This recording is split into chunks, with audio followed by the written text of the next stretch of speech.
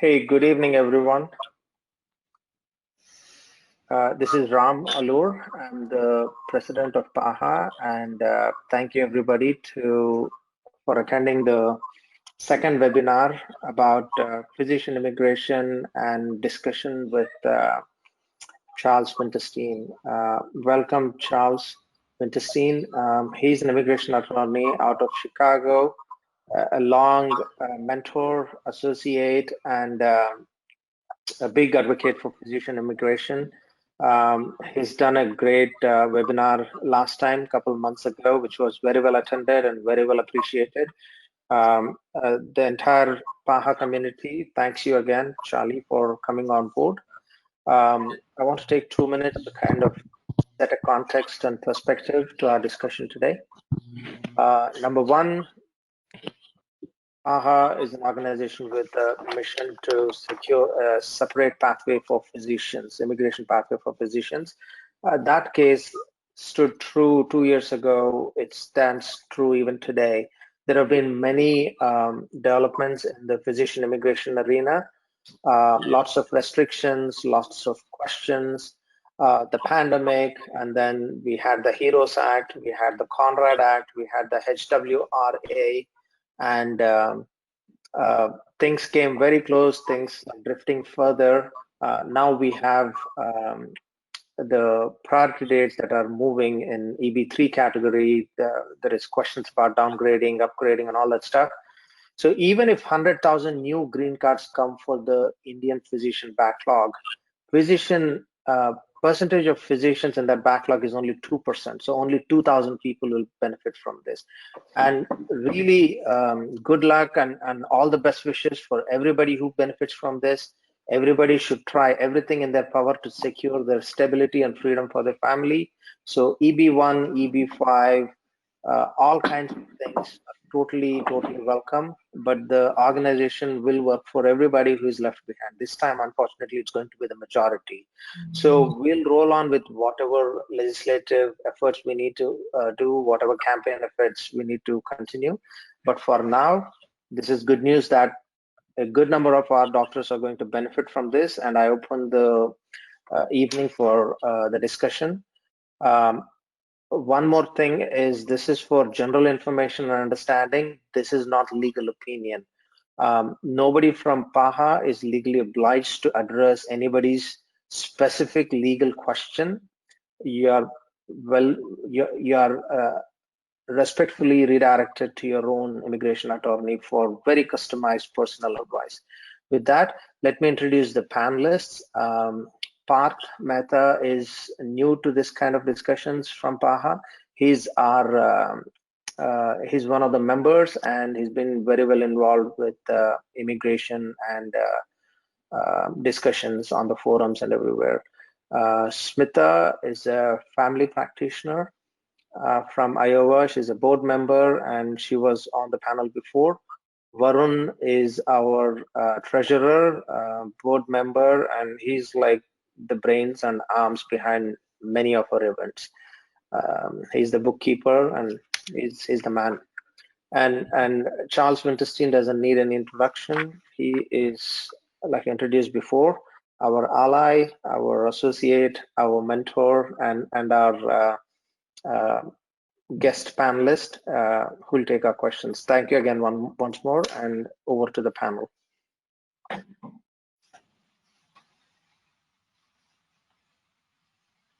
Okay, Charlie, ready to rock and roll with the first question? I am ready. Let me make a little introductory remark. Thank you for having me. We just tried to get my image on the screen, and we're not successful, but I'm still happy to be with all of you. I want to say that being an immigration attorney, especially working with healthcare, has tremendous challenges these days and tremendous rewards. And one of the great rewards for me for the last couple of years has been working with PAHA. I have tremendous respect for everything that all of you do individually, your professional lives, but I'm especially impressed by PAHA's effort at organizing the physicians, taking a leading role in terms of legislation and keeping people advised what the situation is. PAHA has really made an impression on legislators in Washington. So we're a long way from done with this this project, but I wanted to say thank you to PAHA for having me and let you know that I really appreciate being part of this, and I think what you're all doing is tremendous. So with that, I'd be happy to start with the first question. Thank you, Charlie. Yeah. I think not able to see you, but I have your picture open on my phone, so I'm kind of seeing you all. So, first one, what exactly has changed last week with the DOS and USCIS that the dates have advanced so much? Are they generating demand to not waste the green cards, or is this being done primarily to generate revenue for USCIS due to the impending furloughs of thousands of employees?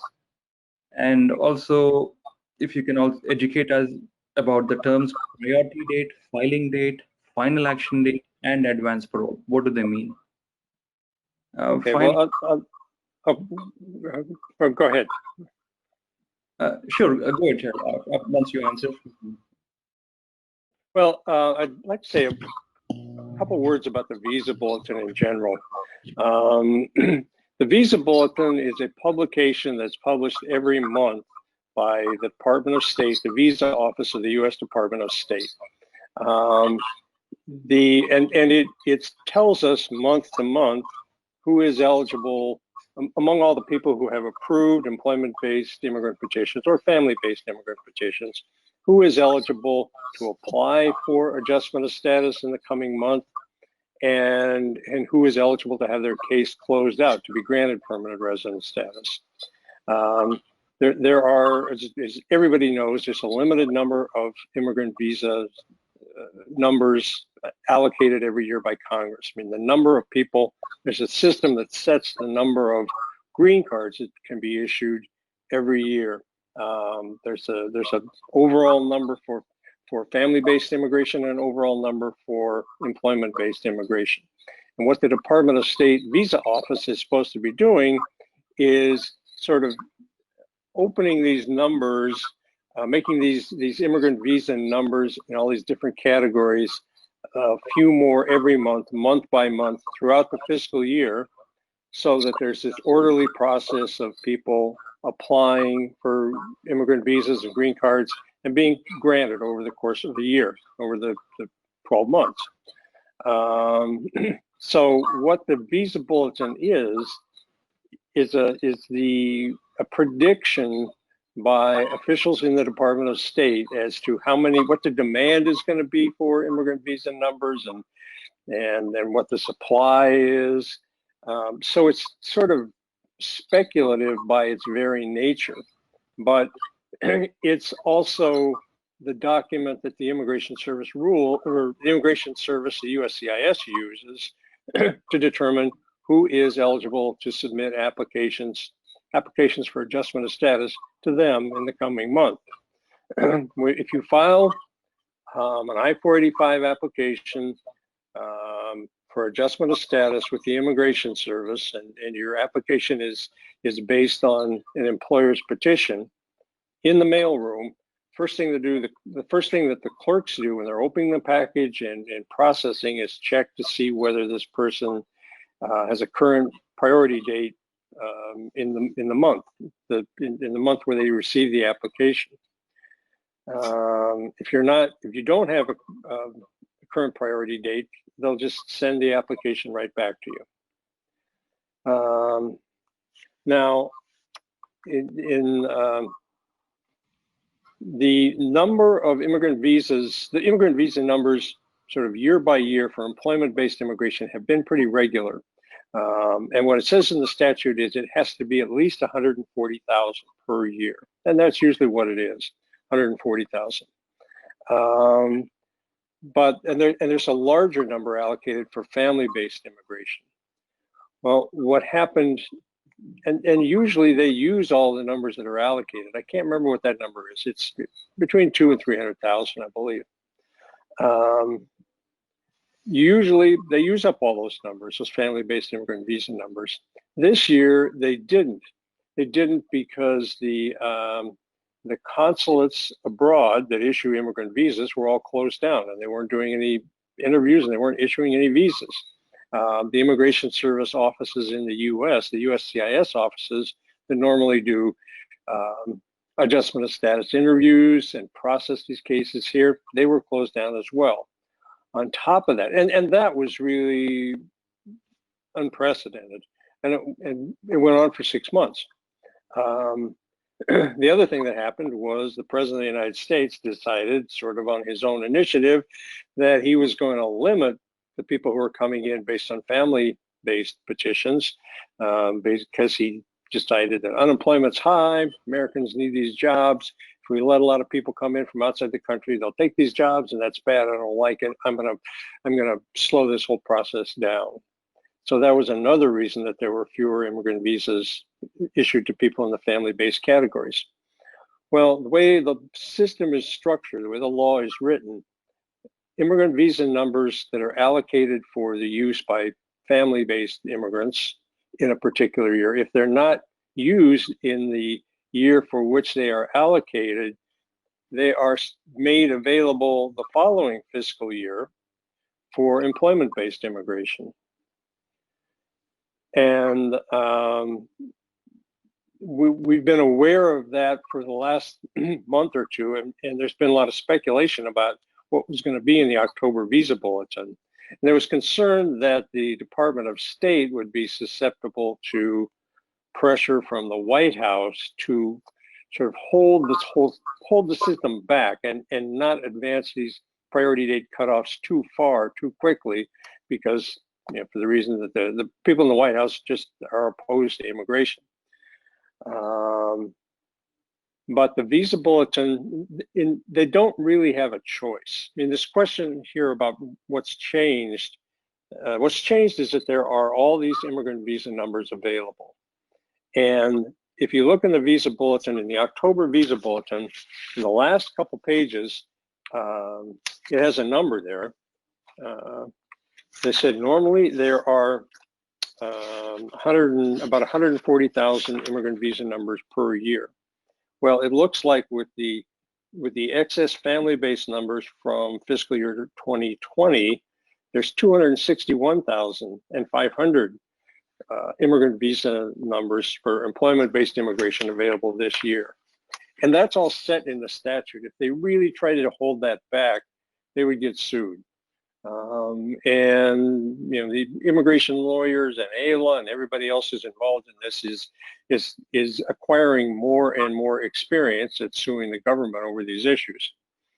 So they really didn't have a choice but to make those extra numbers available to employment-based immigration in fiscal year 2021.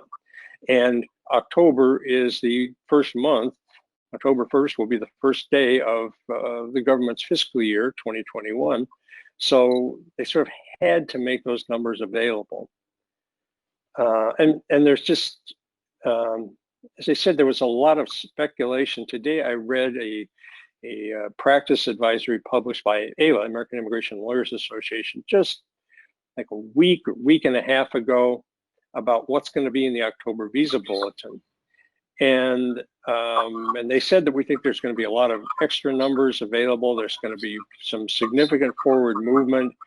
They did not predict this unusual situation where the employment-based third preference is pushed far ahead of the employment-based second preference. But the question, are they doing this to generate revenue? Well, the overall numbers, the acknowledgement that there are 261,000 numbers available, they're not doing that to generate revenue. They might be allowing us to file applications for adjustment of status based on these application dates. That might be based on a need for or an interest in creating a lot of flow and generating a lot of revenue. I'm really not sure about that. and I guess it really, in a way, it doesn't matter.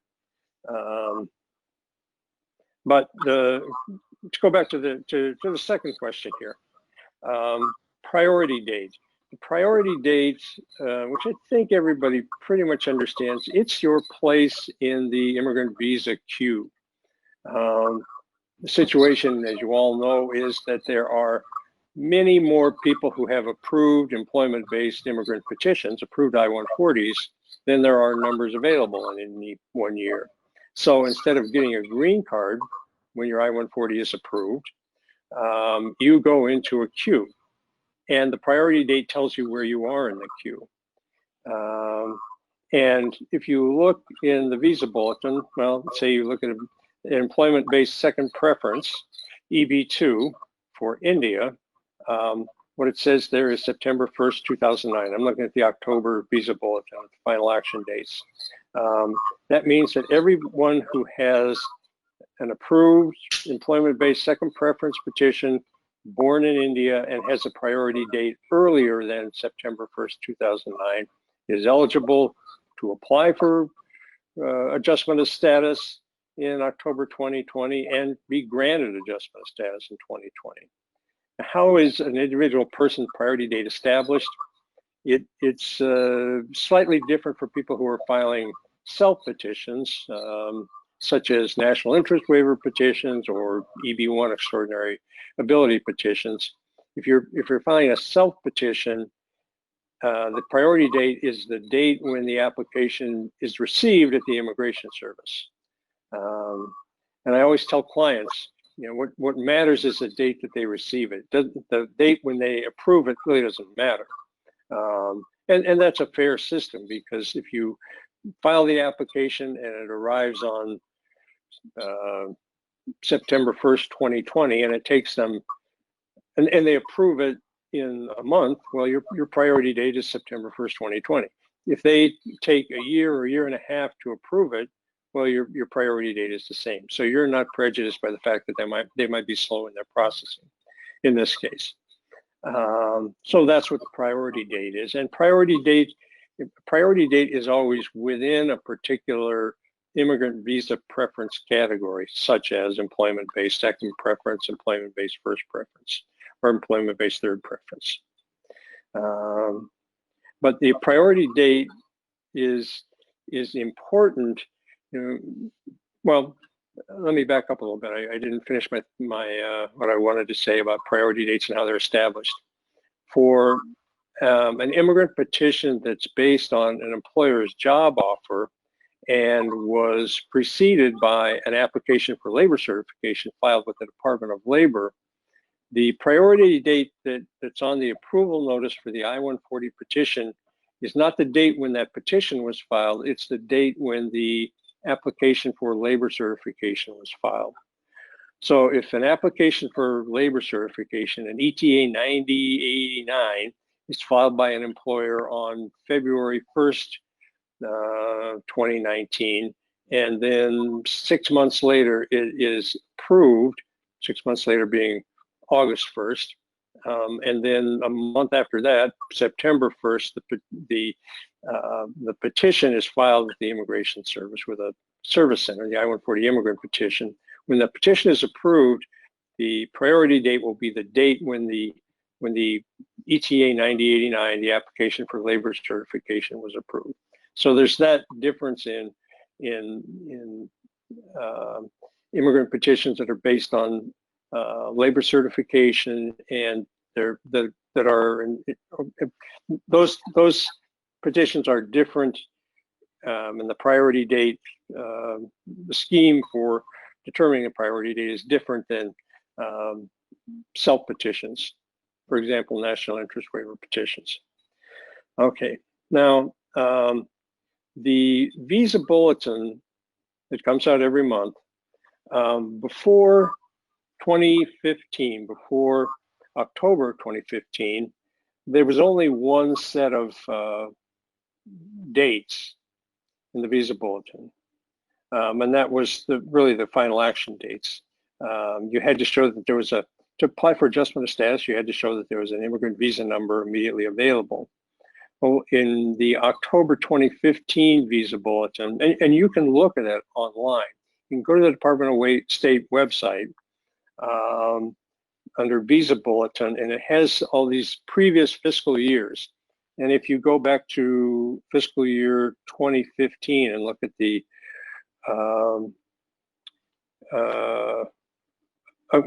this would be actually be fiscal year 2016, the October 2015 visa bulletin.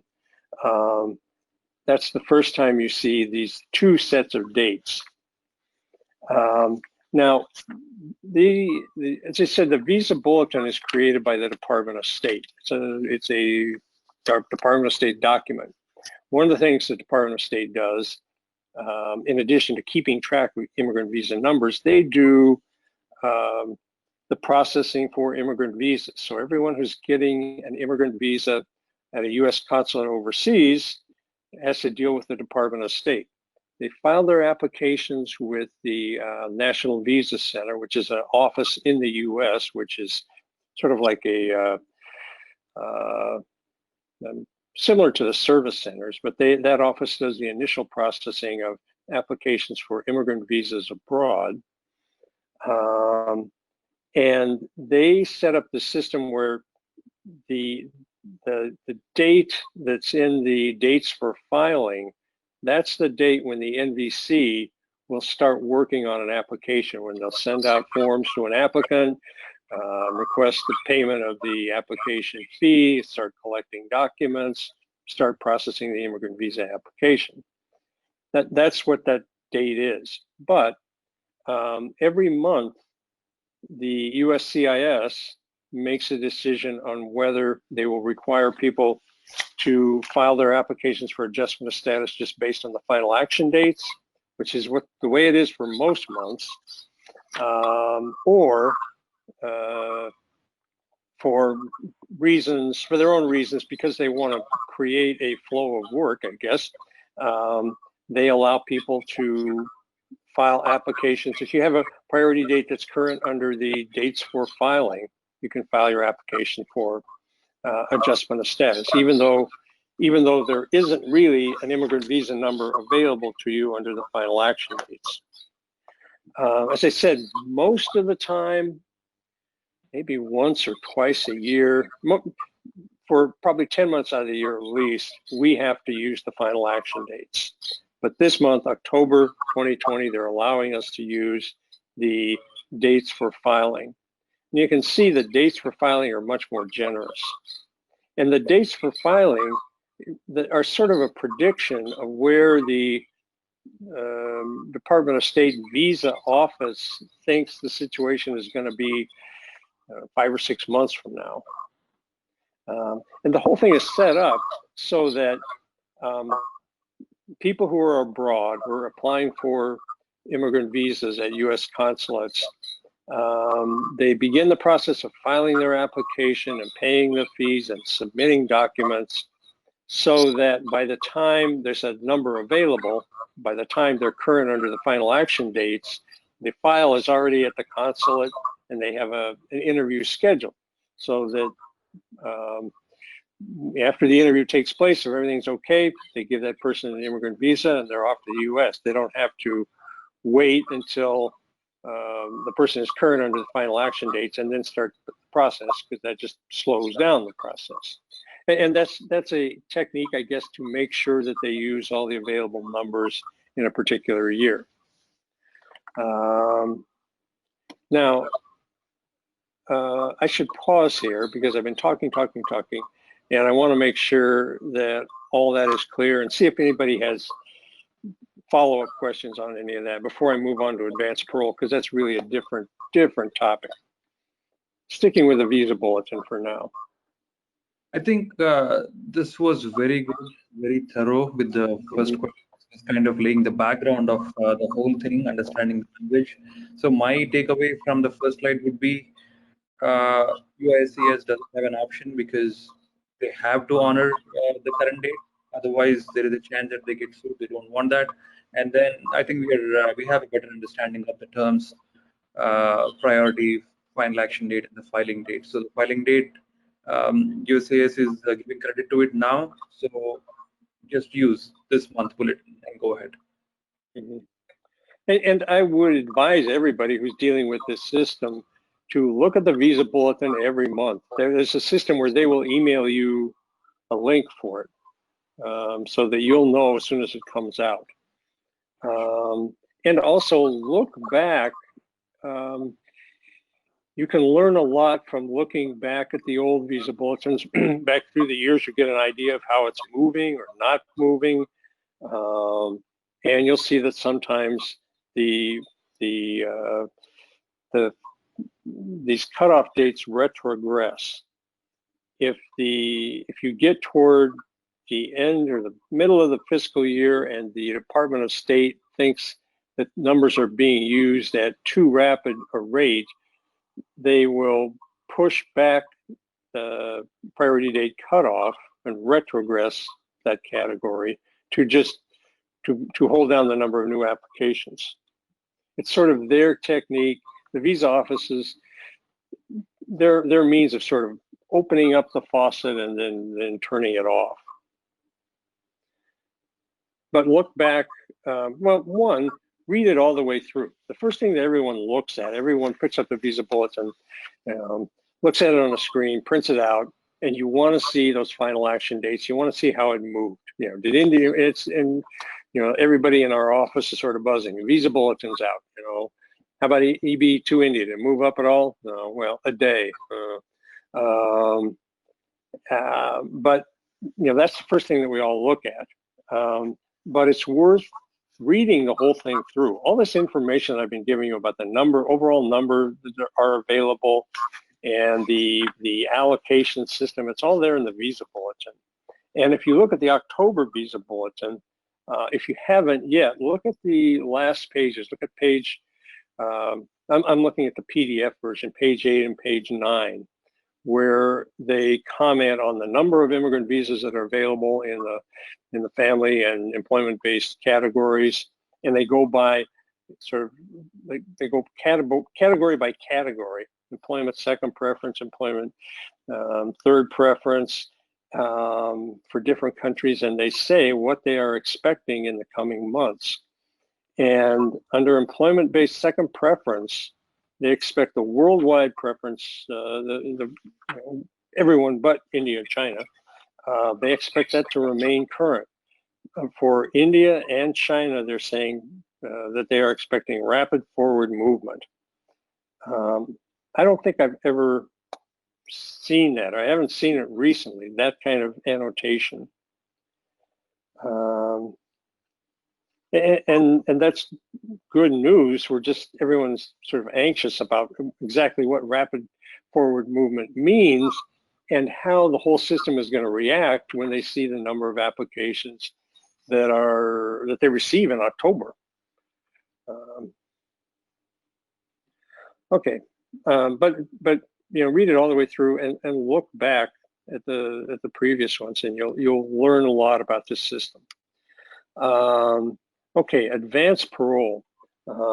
Advanced parole, well, under Section 212 of the Immigration and Nationality Act, the Immigration Service has the authority to allow people into the U.S. even though they don't have green cards and they're not U.S. citizens, and they don't have a non-immigrant visa, so they can't be admitted in any particular category as citizens, as permanent residents, or as H-1Bs or F-1s or whatever. But they can be allowed to come into the country. They can be paroled in. And the idea with the advanced parole is that you have this document. It's like travel permission. It's a document that says that when you travel abroad, you can be paroled back into the United States. So that if you have a person who is in the United States, let's say that person is in F1 student status, and then they're married to a U.S. citizen, and they file an application for adjustment of status based on the marriage. and then they want to travel abroad and then come back, go home for 2 weeks and then come back while they're waiting for their immigrant visa application. If they leave, then their application for green card is considered abandoned. And they really can't get back, because to come back with a student visa, entering with a student visa means that you have to have the intent to return home. Have to have a home abroad that you intend to return to. Well, you've already told the Immigration Service that you intend to live permanently in the United States with your U.S. citizen spouse. Well, that person is paroled back in. And you have this document in your hand before you leave that tells you in advance that you will be paroled back in. So advanced parole is travel permission. Now, for people in H-1B status, H-1Bs are not subject to this rule that I just talked about, having a home abroad that you intend to return to.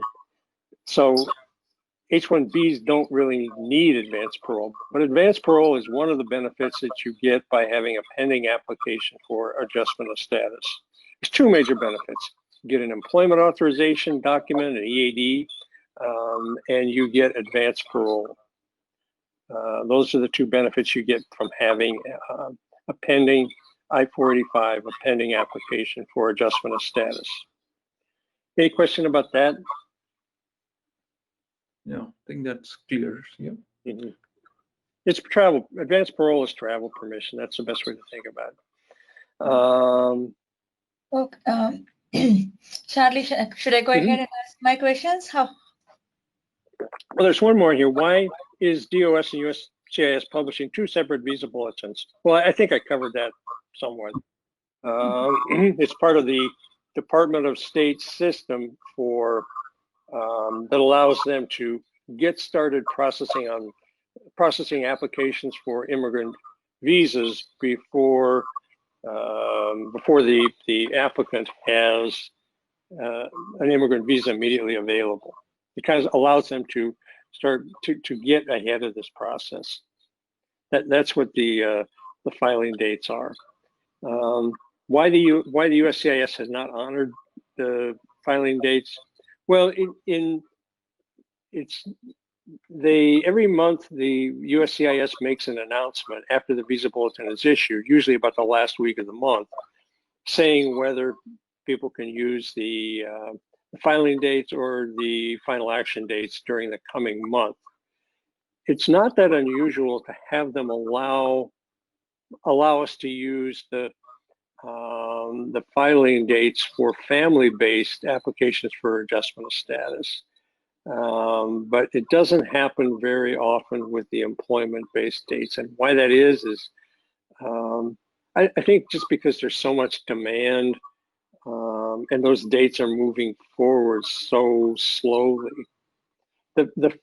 If you don't take the cynical approach, and if you're looking for an explanation other than the fact that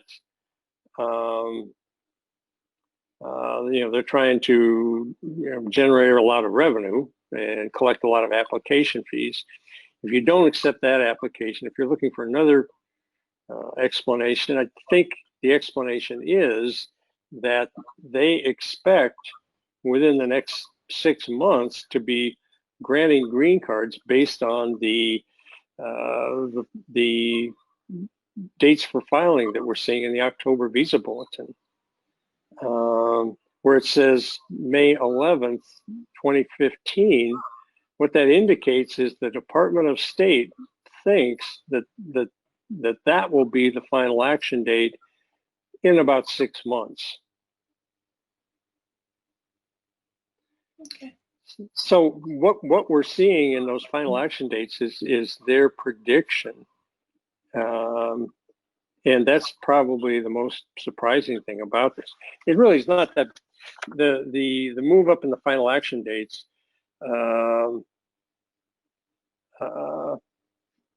Well, I just got a note from somebody said that the prediction, that's what they're expecting to happen in about a year, not 6 months. But anyway, it's not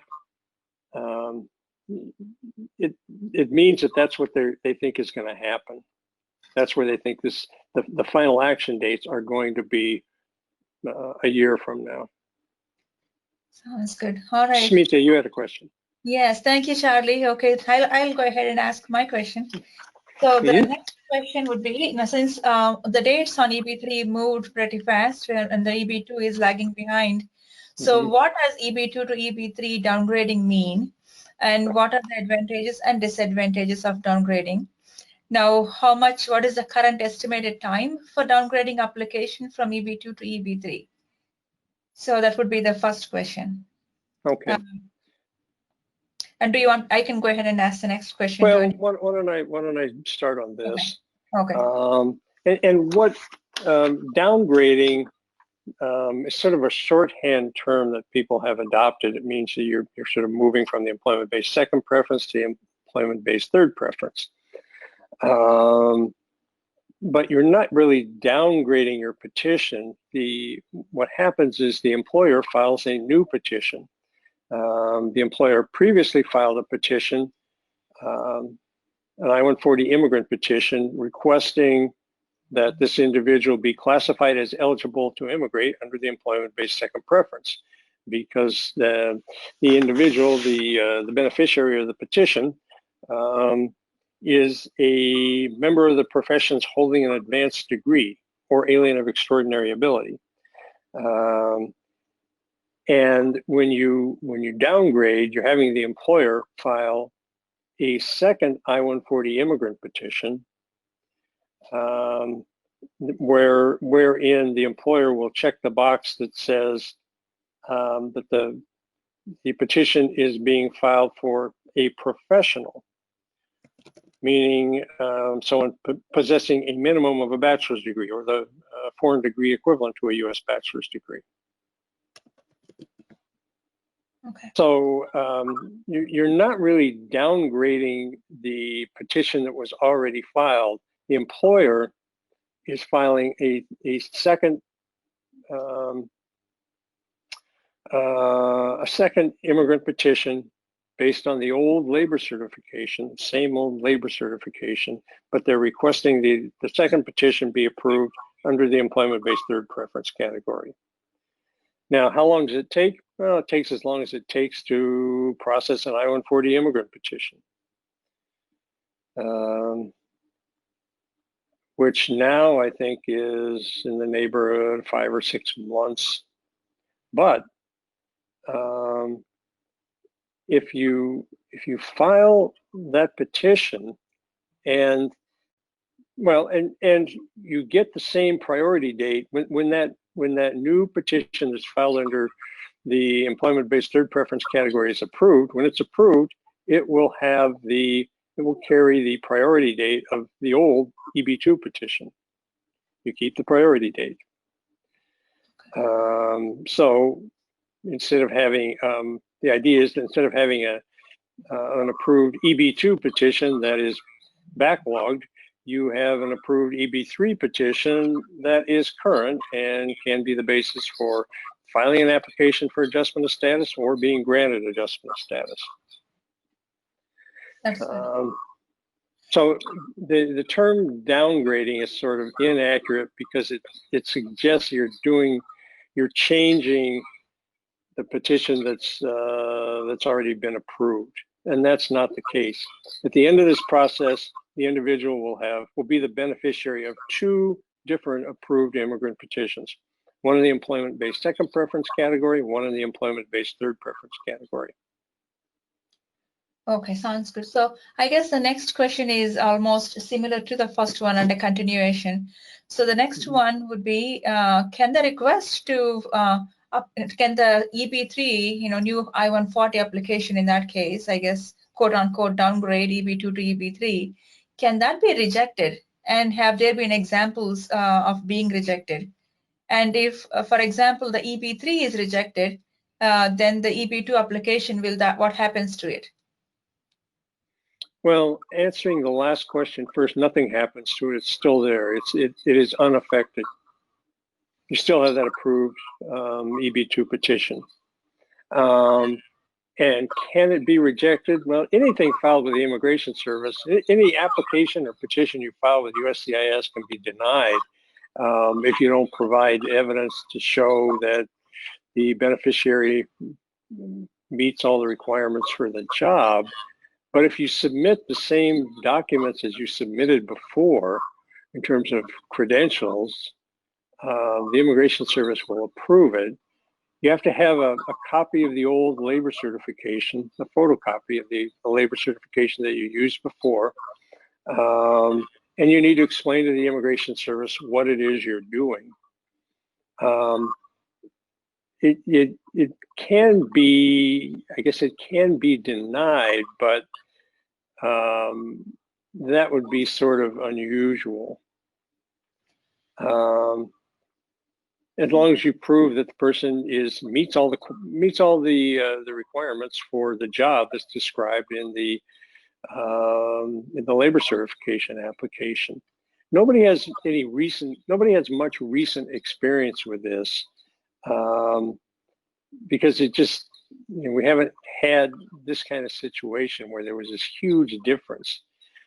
For a while, EB3 India was a little better than EB2, but they were both in 2009. So what's the difference? Why bother? There were a lot of these second petitions, downgrade petitions filed back in 2013 for people who were born in China. A situation developed in the visa bulletin where EB3 China was much more favorable and far ahead than EB2. And then there were a lot of petitions filed, these second petitions, downgrade petitions, requesting approval in the EB3 category. But recently, I don't think very many people have done them in the last 5 years. It just hasn't come up. There hasn't been a reason for it. So overqualification is not a thing, at least that we know of at this point, right? Right. The employer checks the box that says that this is being filed for a professional, which means someone who has at least a bachelor's degree. Well, if you have a medical degree, if you have an MBBS, you have at least a bachelor's degree. They'll approve it. Okay. And they won't think too much about it.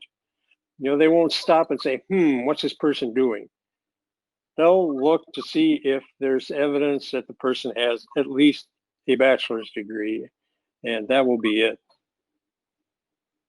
That sounds good. All right, thank you, Charlie. Okay, moving on to the next question. I see that the filing date for EB3 has advanced to January 1st, 2015, and EB2 has advanced to 15 May 2011 in the October Bulletin. If my EB2 priority date is between May 15, 2011 and January 1, 2015, should I ask my employer to, again, downgrade my petition to EB3 category before October 31, 2020? That means during this bulletin period? Well, let's talk a little bit about that.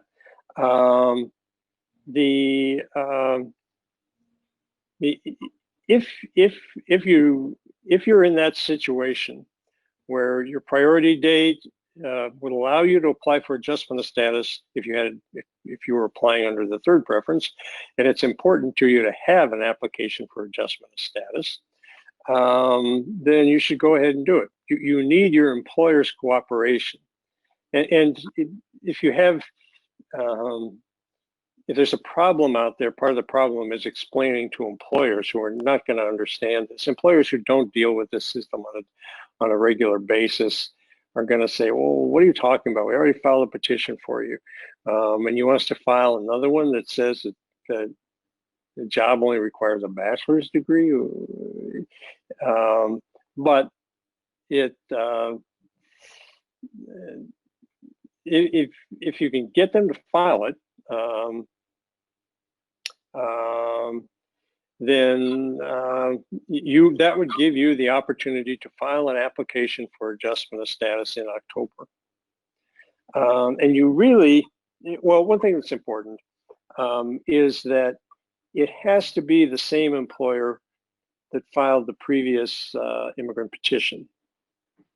if you had an employer file application for labor certification and an I-140 immigrant petition, and you got approved 4 or 5 years ago, and then you changed jobs and you just continued an H-1B status based on the fact that you had a priority date, and it didn't look like the priority date was going to be current, so you weren't worried about doing a new labor certification anytime soon, you would not be able to take advantage of this. You have to be continuing to work for the employer who filed the petition, or the employer who filed the original petition has to be continuing to offer you a job. So you don't necessarily have to be working for them, but the employer has to be offering you a job, and the employer has to file the I-140. The employer has to go through this exercise.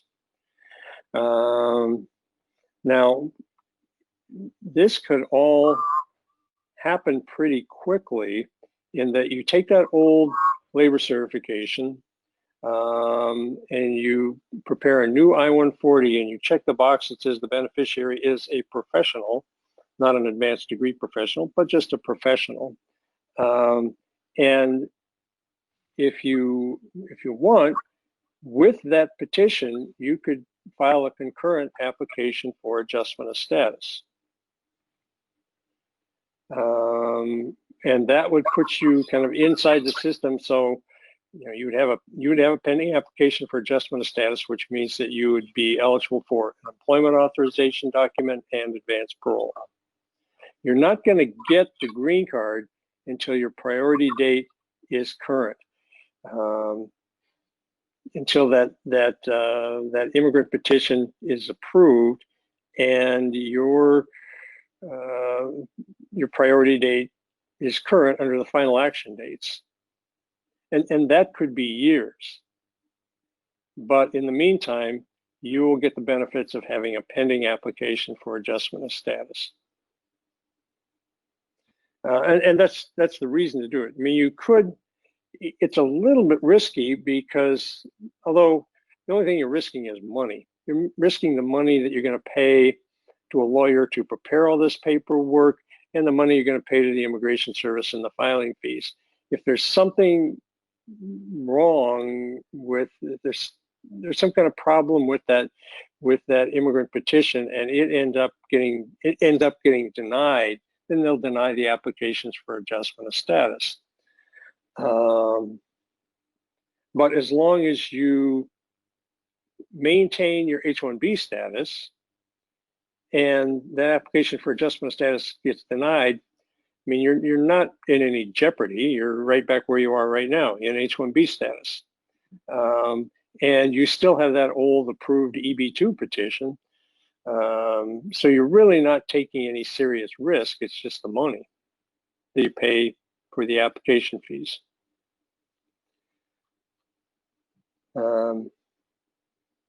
Sure. So the question, should I ask the employer for a downgrade? It sort of depends on what your situation is.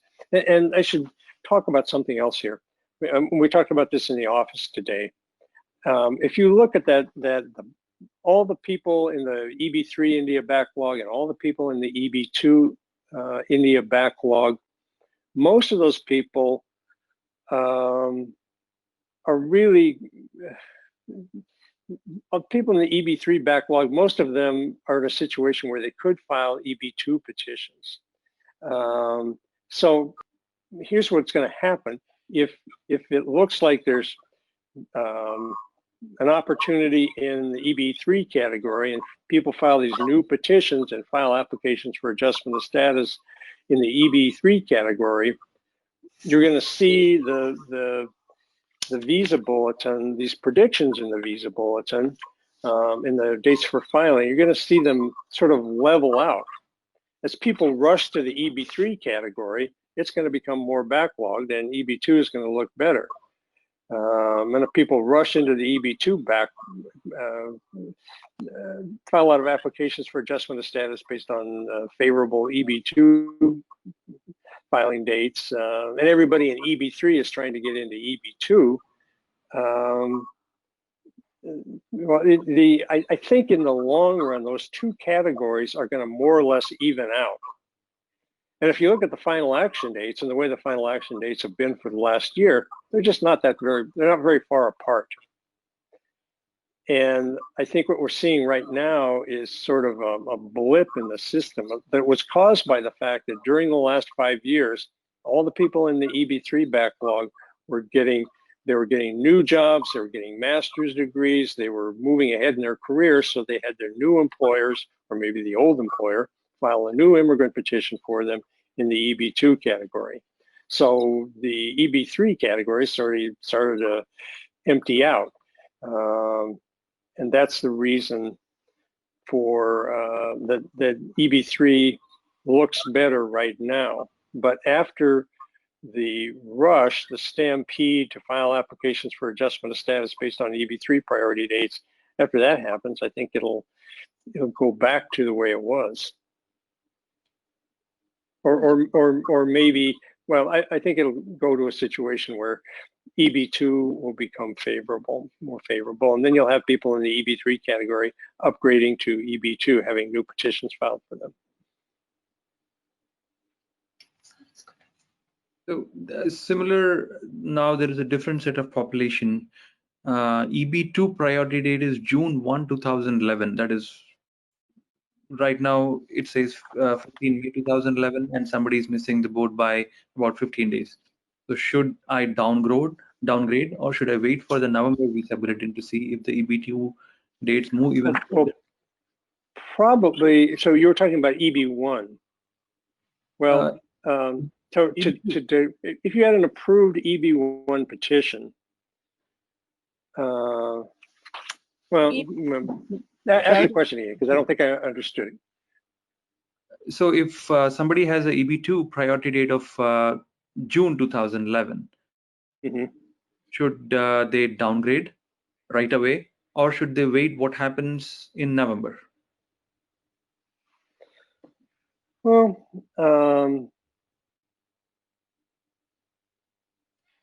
I guess I would say better, because I'm in that situation. That's why. Okay. All right. So it's Parth.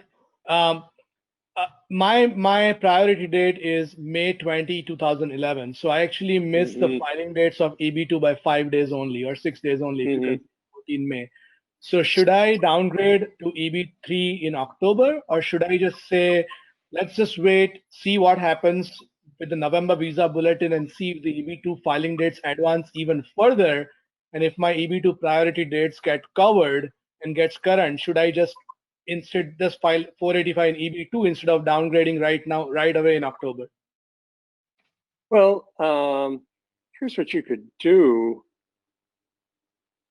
If you thought there was a possibility and you wanted to be ready, you could have your employer file an EB1 petition or EB3 petition right now, so that's all done and you have it ready, and that way you don't have to worry about it. And who knows? I mean, it might be you might have to wait a month or two, but you have this EB3 priority date. But the visa bulletin usually comes out in the middle of the month. What you could do is wait until mid-October or October 20th or so to see what the November visa bulletin looks like. Sort of be ready, talk to the employer, make sure they understand the strategy, make sure that they have a copy of that old labor certification and the old immigrant petition right in front of them, so that if the November visa bulletin indicates that you're going to be able to file, you can do it quickly. Although the other, I mean, in November, this is sort of another aspect of the uncertainty. We could have a situation in November where they tell us, no, you can't use those dates for filing. You got to use the final action dates. And you don't. The visa bulletin comes out usually used to come out on the 11th or 12th. The October visa bulletin didn't come out till 24th or so. It was really, really late. And then usually a day or two after that, or a week after that, sometime before the beginning of the month, the USCIS makes its announcement. So you could have talked to your employer, have everything ready, and see what happens with the November visa bulletin, and see what happens with the USCIS announcement about accepting I-485 applications in November, whether they require you to use the final action dates or the dates for filing. I guess if you think that this situation is going to persist, and you really want to be ready, you could file that petition so that you have. Here's what you'll get: you'll get a receipt notice from the Immigration Service that has your employer's name under petitioner, your name under beneficiary. It'll have the category. It'll say INA 203B3, which indicates employment-based third preference. And if the dates for filing move ahead in November or in a subsequent month, then you would be able to file the application for adjustment of status. And one other thing I should mention, I mean, maybe you know some people in this situation, but I have some clients whose EB2 India priority dates became current in 2012. They had priority dates like in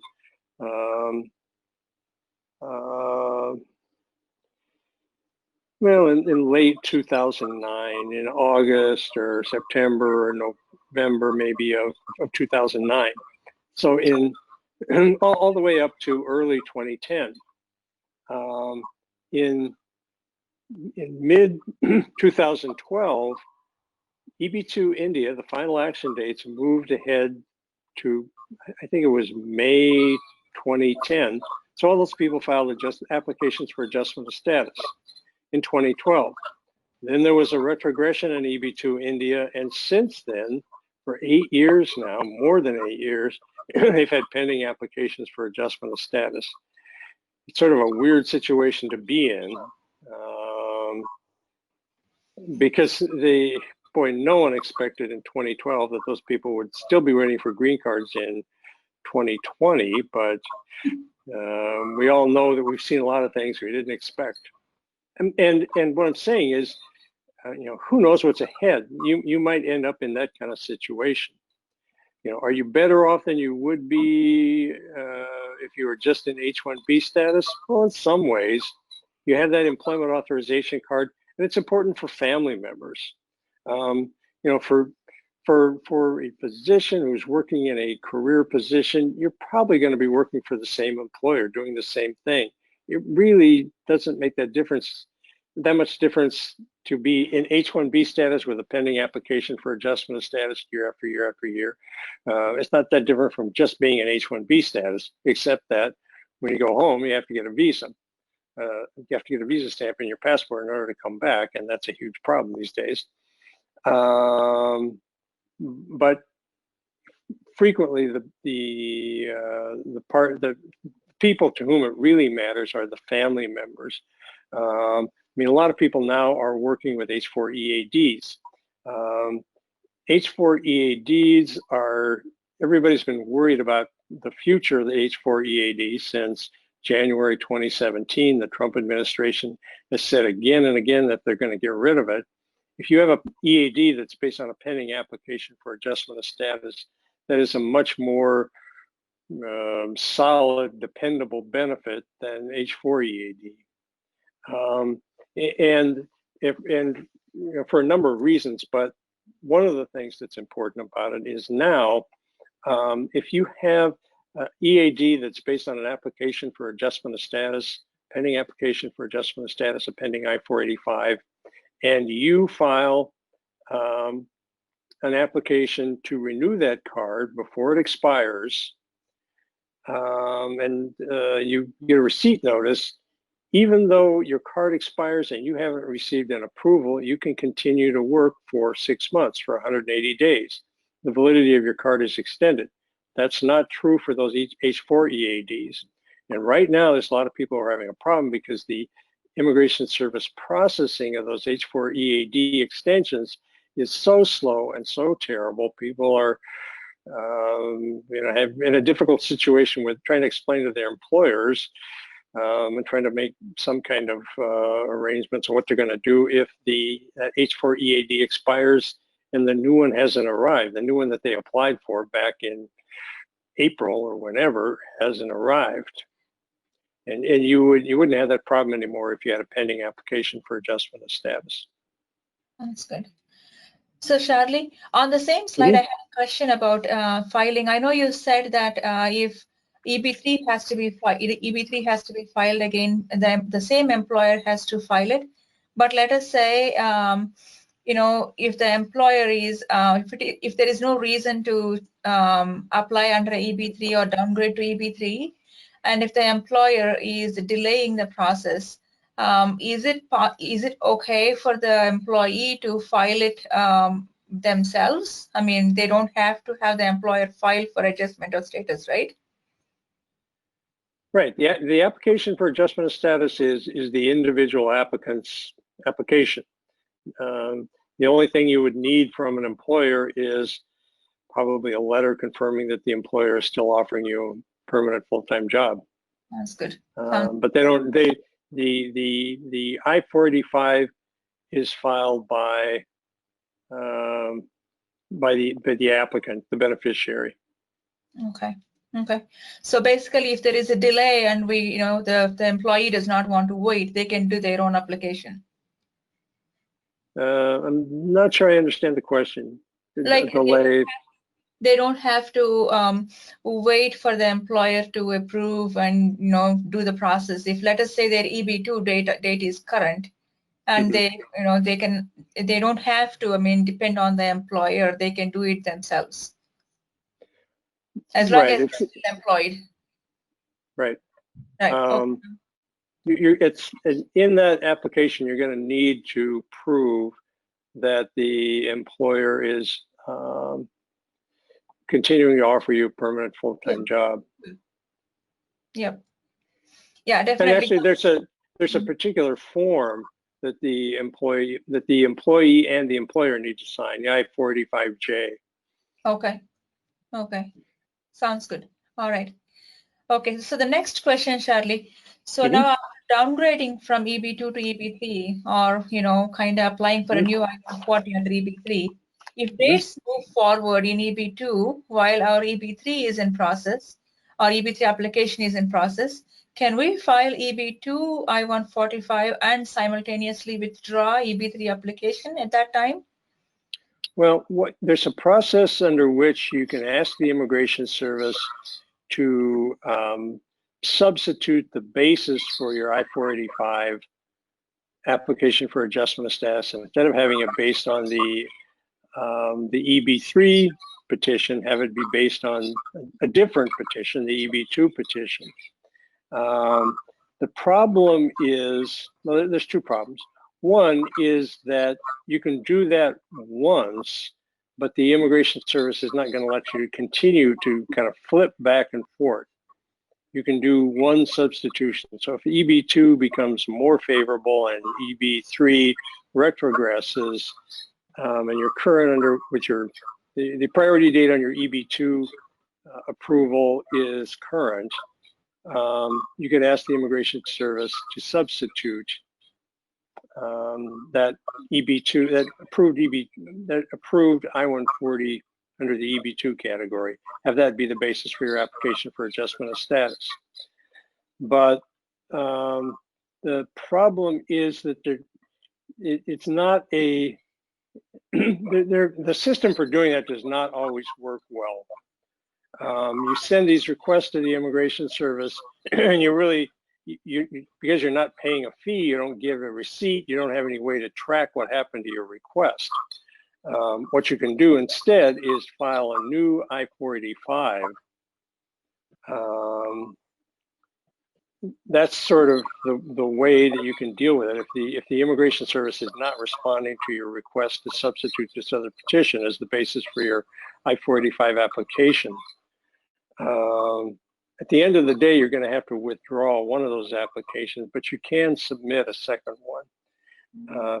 And the problem, as is often the problem, is the money. You have to pay all those filing fees again. And the application for the fee right now for an application for adjustment of status is $1,225, and that includes the EAD and the application for advanced parole. The Immigration Service is trying to raise those fees, and they're going to charge separately for the EAD application and the advanced parole application, so you'd end up paying a total of about $2,000 to the Immigration Service. So, there's the potential you would lose the money. If you've been waiting for 10 years, though, and you have the opportunity to get a green card and have your case closed out, my guess is that most people are going to be willing to spend the money. Okay. If people are spending the money to fly to Washington and lobby members of Congress, they're probably going to be willing to spend that. Yes. All right. I guess, thank you, Charlie. So the next question is, second part of the question is very similar, I guess, to the first question. After downgrading, if EB3 I-145 is approved and EB3 dates retrogress, but EB2 move forward, can we interfile I-145, I-485 from EB3 to EB2? I guess it's the same question. How much time does it take for interfiling to be processed, and would USCIS even entertain interfiling requests? I think you probably answered this question. Yeah. So, Yeah. Charlie, just to clarify, the only difference between these two questions is the first question, which says the EB3 application is in process and the EB2 dates gets current, and then you basically file 485 in EB2 and withdraw the EB3 application. The second question says the EB3 485 actually is already is approved, but the dates have retrograded, so the visa number is not available, and then the EB2 dates move forward. So that's the only difference between the first one is in process, the second one is actually already approved, but the number is not available. You mean what's approved, the EB3 petition or the application for adjustment of status? I mean, if the application for adjustment of status is approved, and you get your green card, if it later retrogresses, it doesn't matter. You get your green card.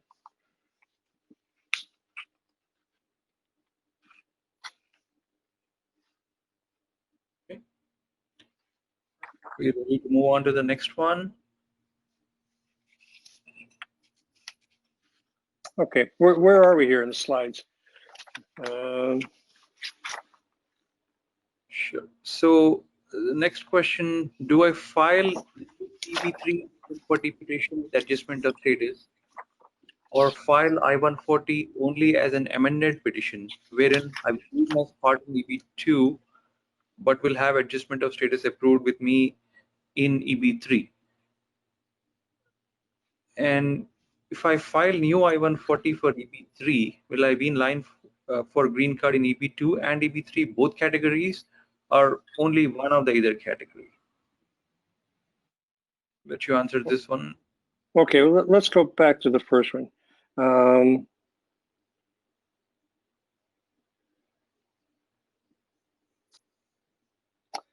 Well, you can file. You can if you're current.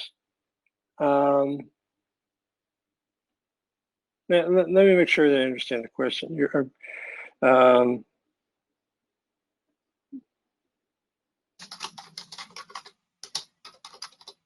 Do I file a new EB1 I-140 petition with adjustment of status?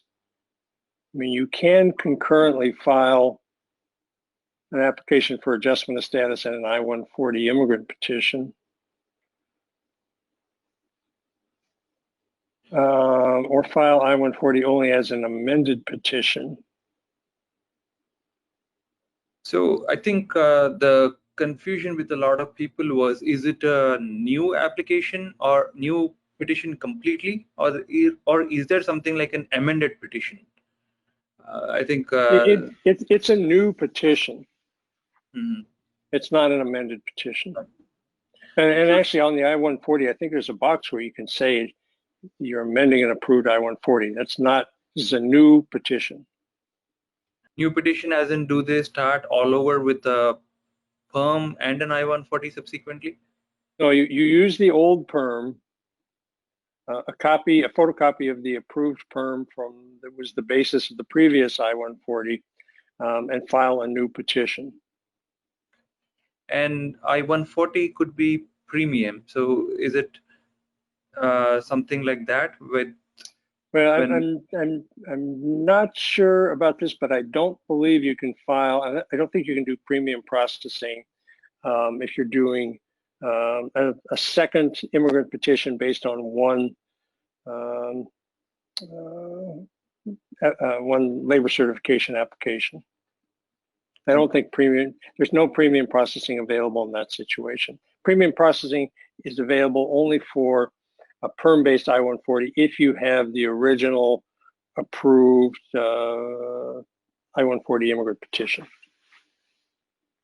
Okay. Or only if you have the original. I'm sorry, the original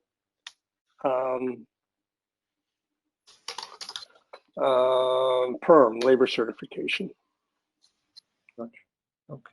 So the second part of the question: if I file new I-140 for EB3, will I be in line for both the categories, or just either or, EB2 or EB3? Are you talking about having two separate I-140 or two separate 485 applications for adjustment of status? Yes. Well,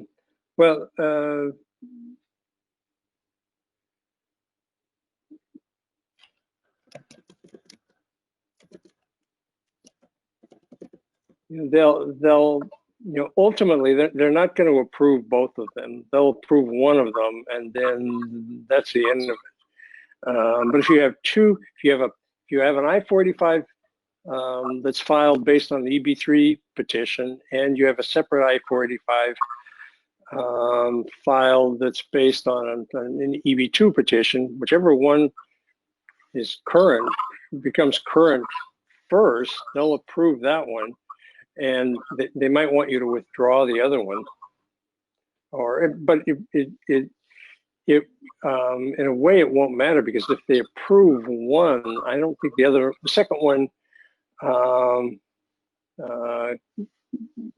second I-485, they're not going to approve an I-485 application for somebody who's already a permanent resident. So bottom line. But were you talking about the approval, the adjudication of the I-140 immigrant petition? I mean, they'll always adjudicate an I-140 immigrant petition. They'll send you an approval for the petition, and I think they would do that even if you're already granted adjustment of status, because the thing about an I-140 immigrant petition, approval of the petition doesn't change anyone's status.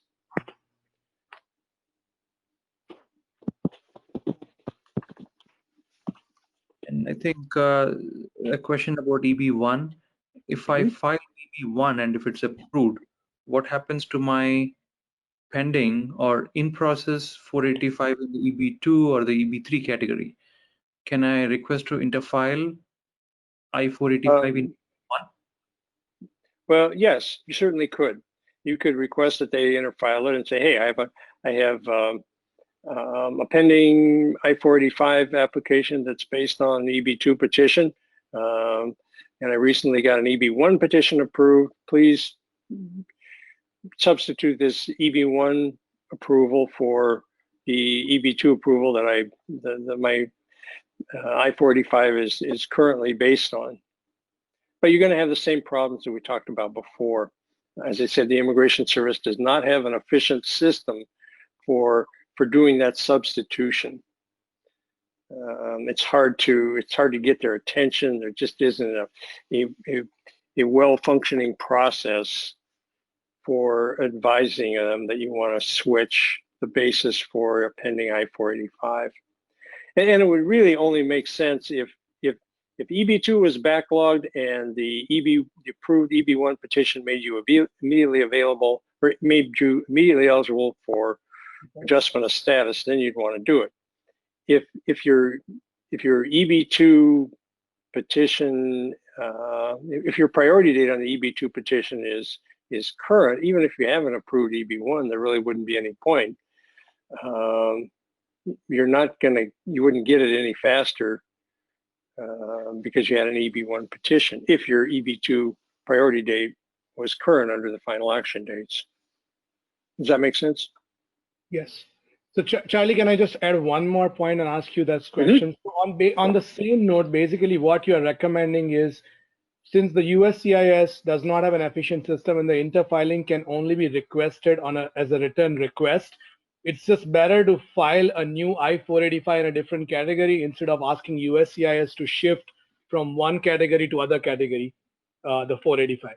Just better to actually pay the fees again for 485, filing fees, attorney fees, and just get a new 485 instead of saying, well, please interfile my 485 that's already pending with a different category. Right. Well, you know, that is, I would say that's certainly something you would want to consider. You're going to want to talk to your attorney, the attorney who's handling it, about that. But trying to get the Immigration Service to substitute the basis for a pending I-485 application can be a very frustrating process.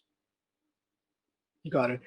And then one more last question on the same note. You talked about premium processing for the downgrading application for EB3 140. Now, I have read at places where it says that if you are filing the EB3 I-140 at the same service center that you had filed your EB2 I-140 some time ago or years ago, sometimes the USCIS will actually consider that application for premium processing. Typically, it won't, but sometimes it can.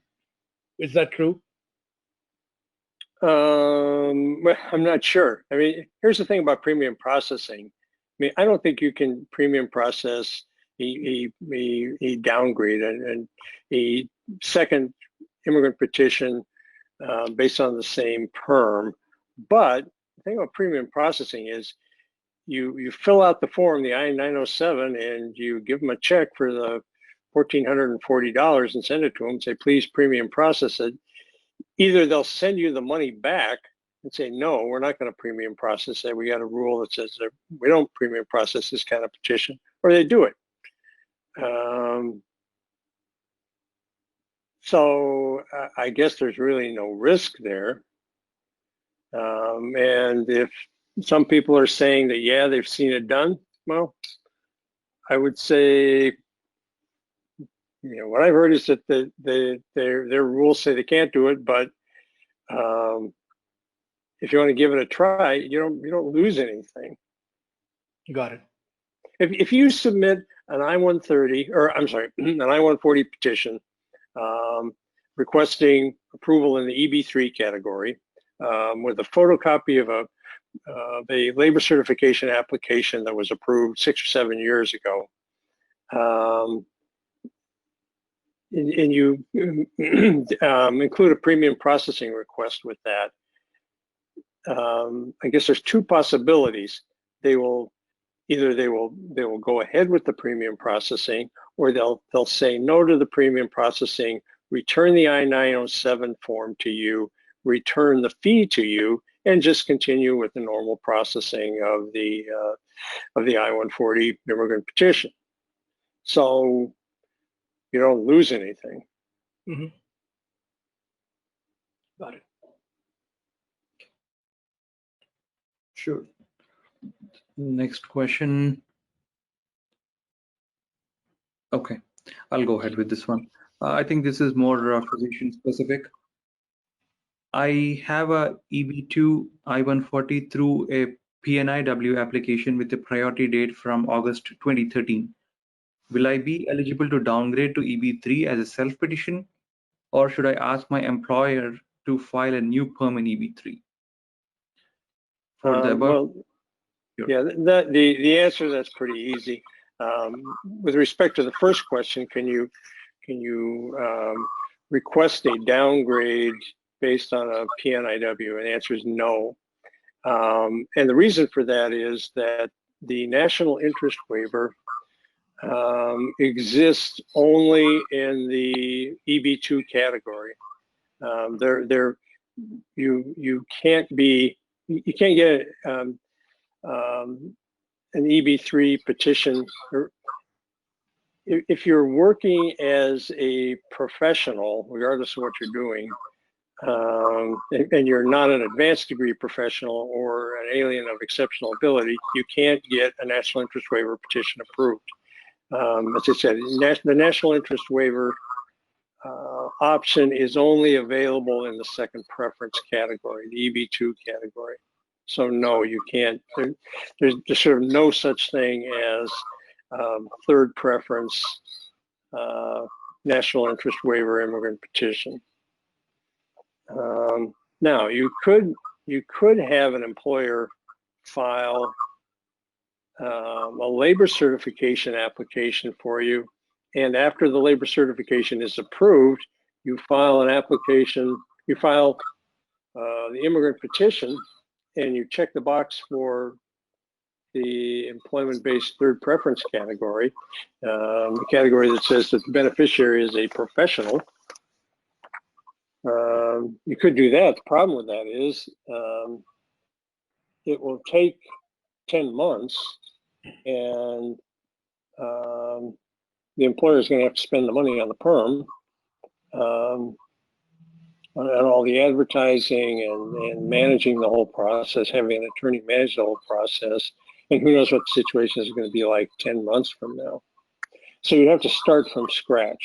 And to get an EB3 petition approved would be, I mean, you could premium process that once you were done, but boy, it would take a long time. And I don't think, as I said before, I don't think this situation where EB3 is better than EB2 is going to persist. I think that the whole system is going to even out sometime in this fiscal year. Okay. So in the same example, is there any advantage of filing EB2 perm at all? Or should I go for EB3 perm only, especially if I finished my PNIW requirements? Okay. Well, I think you kind of answered the thing that NIW is a completely different thing, cannot go down to EB3. So if you're asking the employer, I guess looking at the October bulletin, at least ask for a EB3, but we really don't know what will happen in the future. And you know, I've gotten a question in the office. We've had the question come up from clients several times this week. Can I have my employer file an EB3 perm? Well, the EB3, you don't select one of these preference categories in the perm process. The perm is about the job, and it just wouldn't make any sense for an employer to file an application for labor certification and do this advertising and say we're offering that we're recruiting for a physician and the job just requires a bachelor's degree. That wouldn't make any sense. You're gonna have to state the requirements for the job, prove that there's no qualified U.S. workers available who have the minimum qualifications. And it's only when you file the I-140 that you're going to check the box that says professional and not advanced degree professional. And I guess it would, I don't think there, if you already have an EB2 PNIW approval and an EB2 priority date, there really wouldn't be any reason to file an I-140, an EB2 I-140 based on the perm, and then after that file a second I-140 petition requesting classification under the EB3. It wouldn't make sense because you already have that EB2 approval notice. I'm just not sure. It's, as I said, it would take 10 months, and it's so difficult to know what the situation is going to be 10 months from now. But my general sense is that there would be no advantage 10 months from now. There's not going to be any advantage to being in the EB3 category. That's my guess. Okay. I'll take the next questions. So the next question is, my EB2 priority date is 2016 February. I'm hopeful that there will be a rapid movement in the coming months based on the visa bulletin that says rapid movement is going to happen. Should I downgrade to EB3 proactively at this time or wait and watch what happens? Well, no, it's hard to say. I mean, the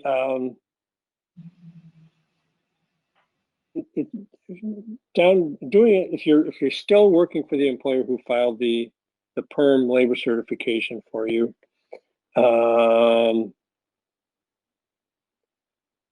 and you're planning on continuing to work for that employer, it's not that difficult a task, not that big a project to file the second petition right now under the EB3 Priority Date.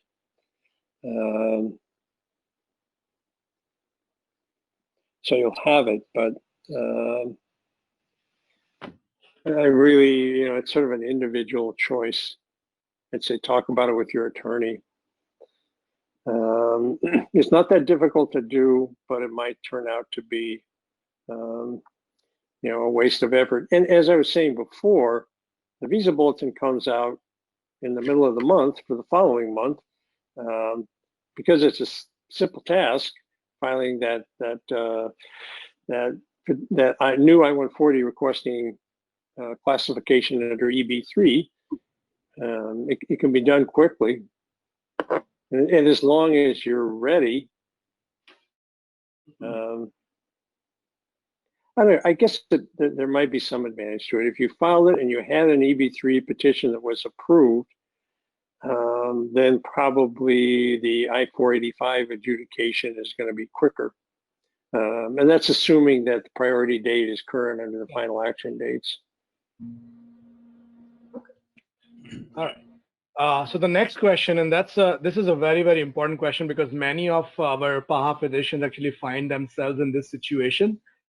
So the question says, I have an EB2 perm from previous employer, but recently changed job. So I'm assuming that EB2 perm and approved EB2 I-140 as well, but recently changed job. The new employer has not filed perm yet. Can I downgrade to EB3 based on old EB2 perm and I-140 and go back and work for the previous employer if there is a valid job offer? Do I have to work there now or after getting a green card? And how long do I have to work for previous employer if I have to work there after getting a green card? Well, when you could have if you still have a good relationship with the old employer, and the old employer has a job for you, and is willing to go through this process, maybe they really want you back, they were unhappy you left and they really want you back, you could contact that old employer, have them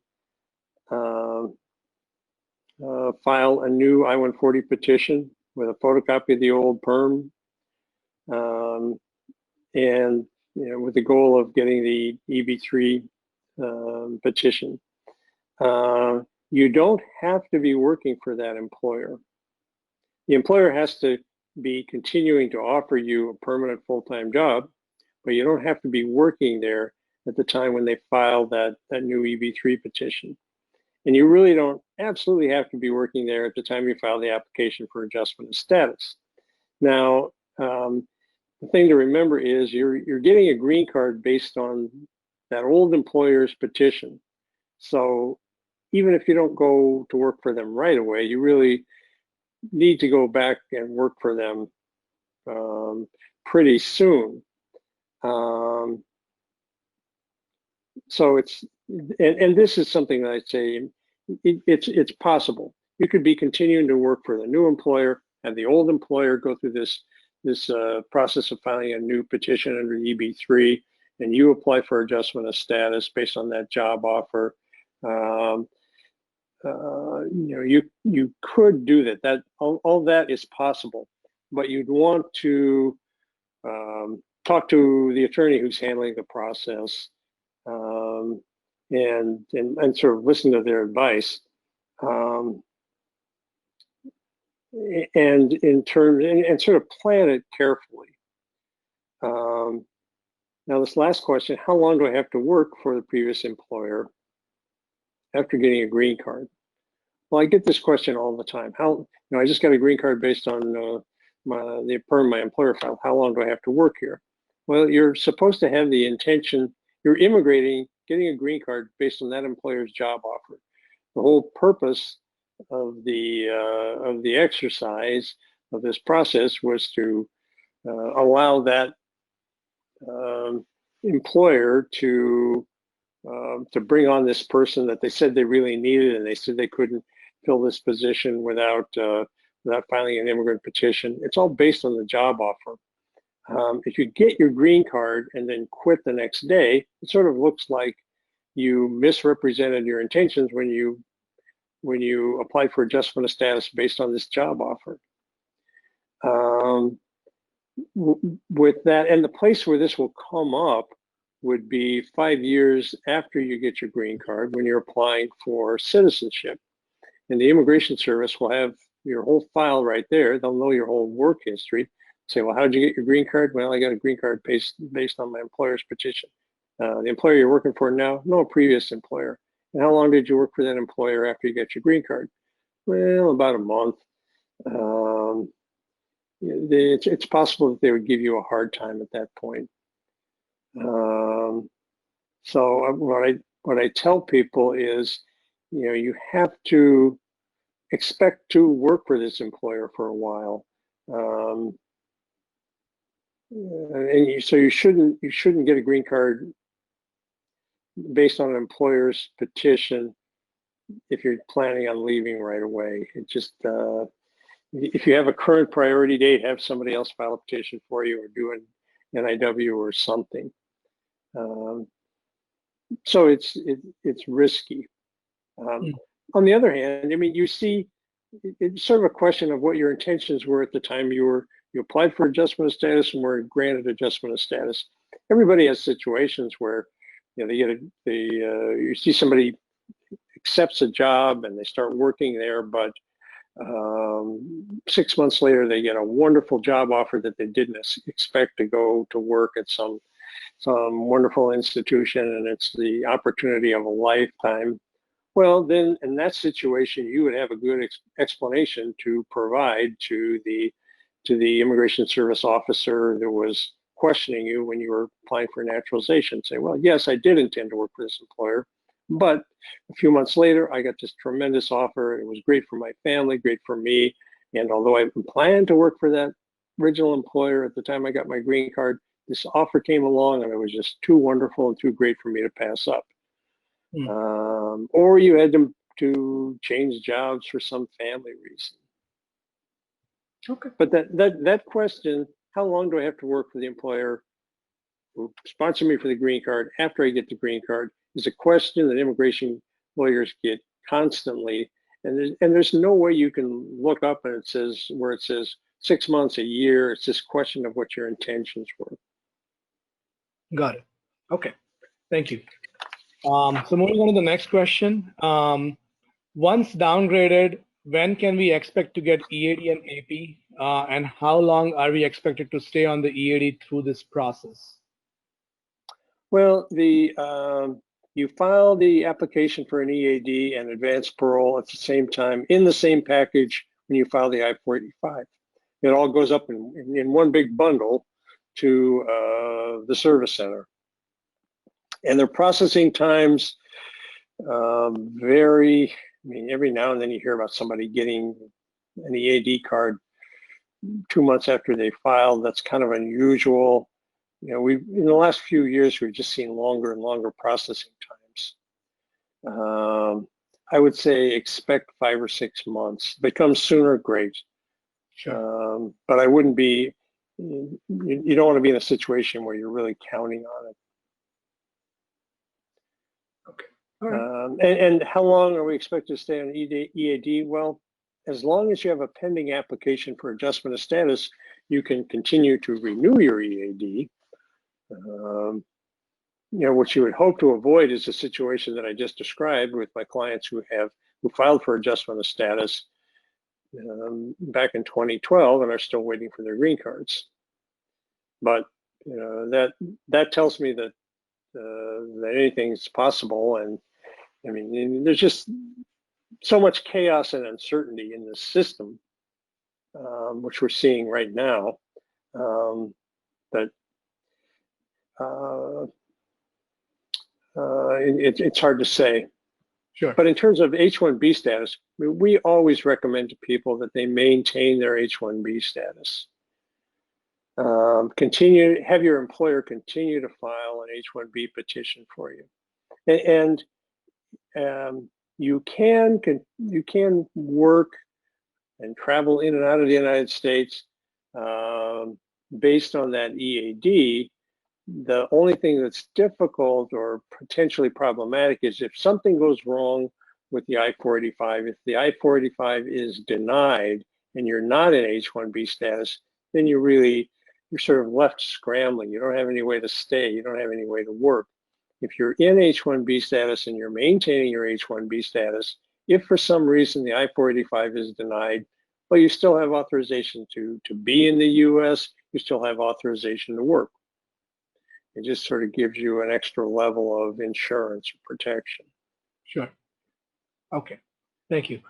So the next question is kind of similar to what you just answered, but we get this question a lot, that a lot of people are asking, what is the point of downgrading and waiting in line for years because the dates may retrogress and we get EAD and AP, but we cannot use it because most of the attorneys are asking them to maintain the H-1B status and not use the EAD. So the question is, should we use the EAD for employment or maintain the H-1B and not use EAD for the employment? Also, should we use the advanced parole to enter the US or instead go back, get the visa stamped and enter back to US on H-1B only? And I'll add one more question to this question, is that, is it advisable to keep working for the same employer on H-1B, but maybe get a second job if you want to get a second job and use EAD there? Would H-1B get automatically canceled if you use EAD even with a different employer, or it only gets canceled if you use it with the same employer?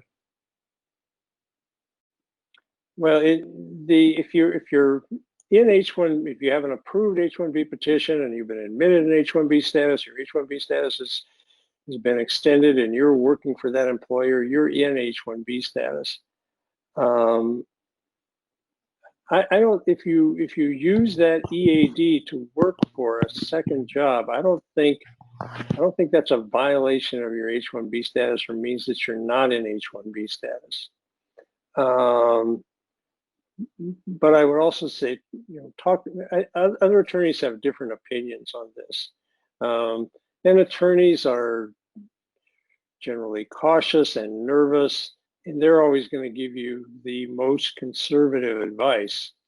I don't think that's a violation of your H-1B status. If you're working, the employer has filed an H-1B petition for you, and you're working for that employer, and you also have a pending application for adjustment of status, and you're working part-time for a second employer, I don't think that's a violation of your H-1B status. I don't think that means that you're not in H-1B status. But I think other attorneys would say, no, that I don't think that's right. And the thing about the EAD, as I said, it's usually most important for family members who are in H-4 status. But let me say one other thing. If you're in H-1B status and you have a spouse who is in H-4 status and everybody in the family has pending applications for adjustment of status and they have EADs, I don't think the person with H-4 status is violating their H-4 status by working with that EAD. I don't think the EAD means that they've given up their H-4 status. That's sort of an issue that attorneys will debate all day long, really. But I don't think, as I said, I don't think you've given up your H-4 status. I don't think you've violated your H-4 status. Okay. And so then if you use the advanced parole to enter the US, instead of, let's say you went back, your visa was already renewed, you have an I-797, you went back to India, you actually got you said, okay, you know what, actually I have an advance parole, I'm not going to get my passport stamped with H1B or H4, and you come back and you say, okay, I'm going to use the advance parole document to actually enter the US, does that mean that you automatically forfeit your H1B status?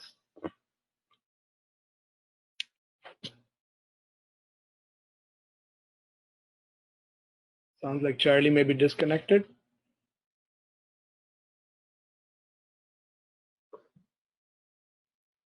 No, I think he's still on.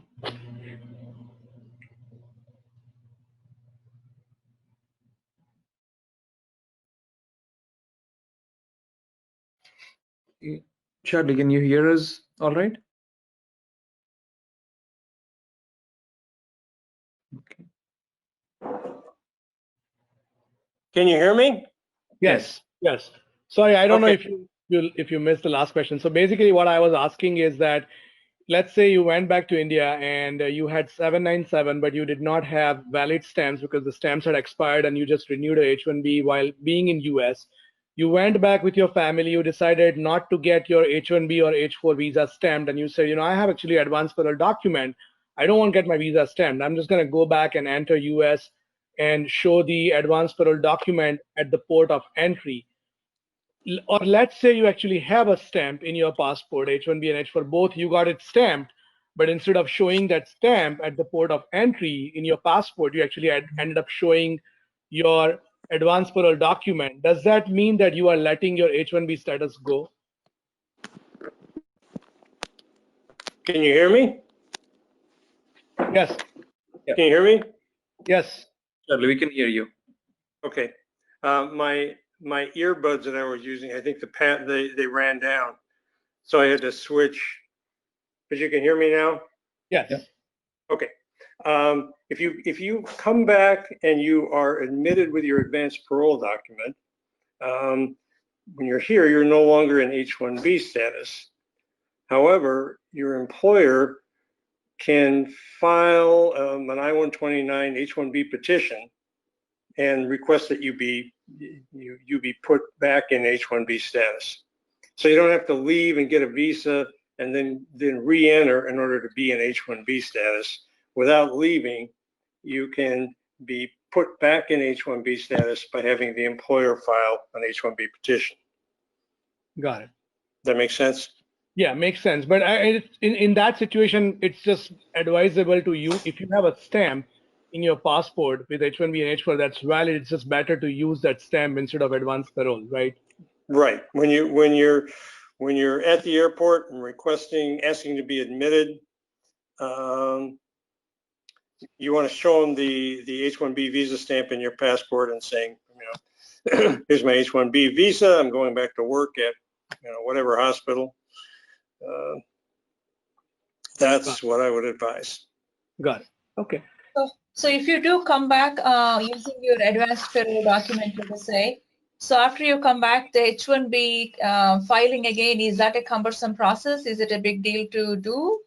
No, it's a I-129 petition, same, you know, the regular H-1B non-immigrant form that the employer files. Okay. Sure.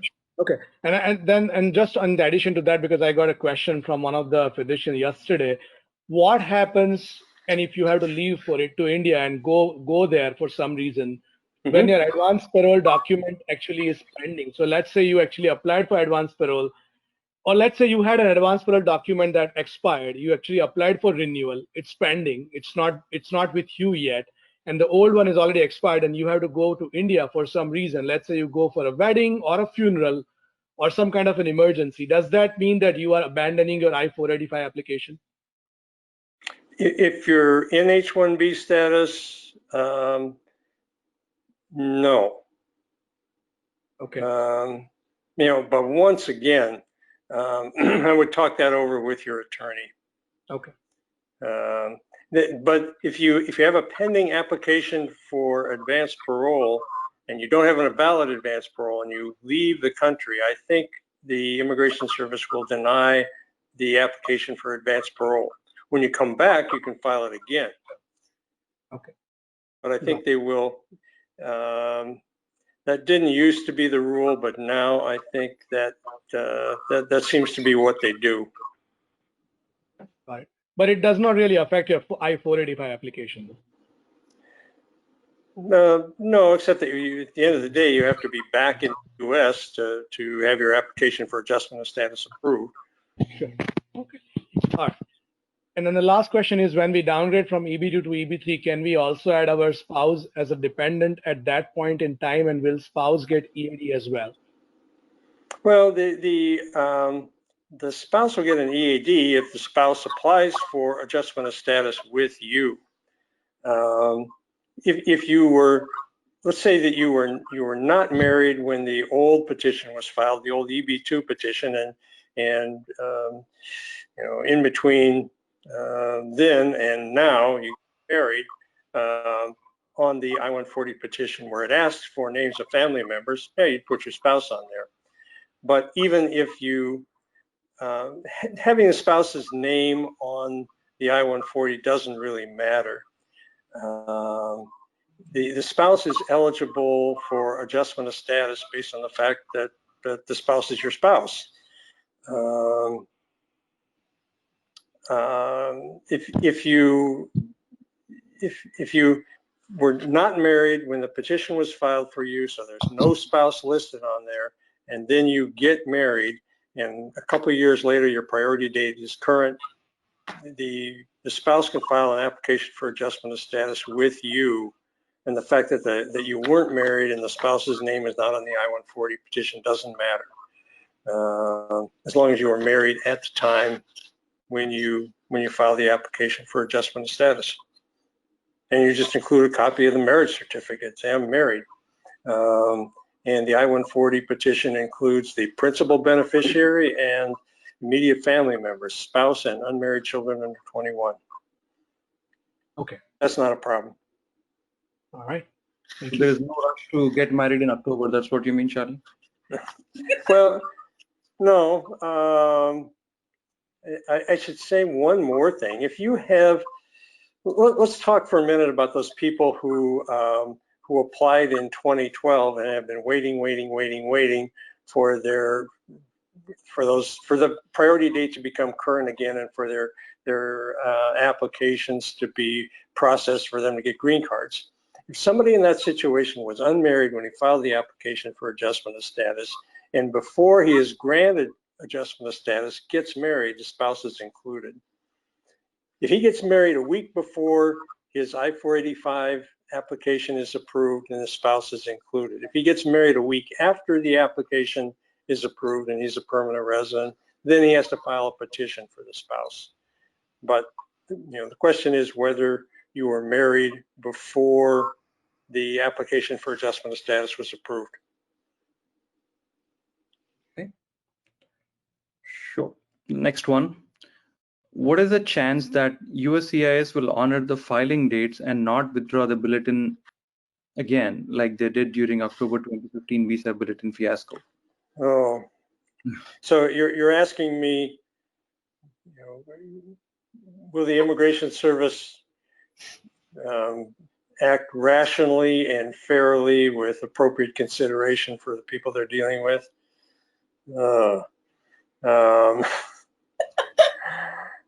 Oh, sure. Well, I mean, I don't really know. We've seen, last year we've seen the Immigration Service do all kinds of crazy things. I expect that they have thought carefully about what they're doing, and they're not going to make any sudden changes. Although I heard, a lot of you know Greg Siskin. He's an immigration attorney who does a lot of work with physicians. He was along on some of these PAHA trips to DC, and some of you probably follow him on Twitter. He's got a blog.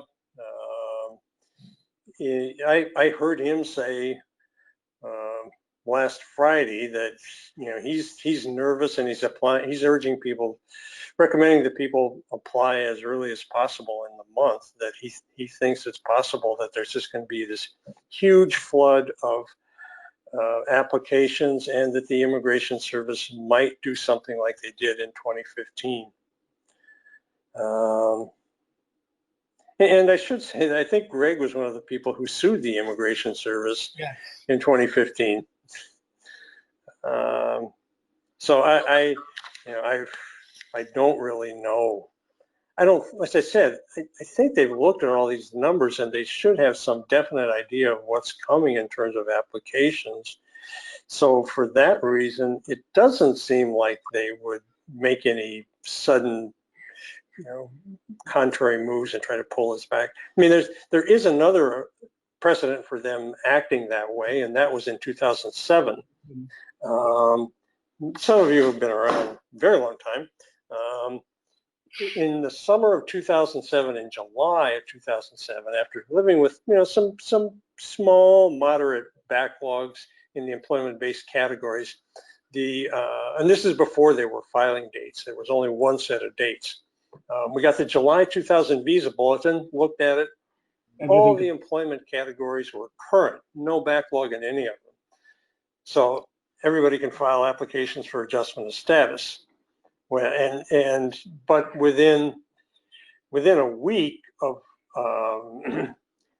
July 1st, when there's this onslaught of applications, the Immigration Service the USCIS issued this notice saying, no, we're not going to accept any more applications.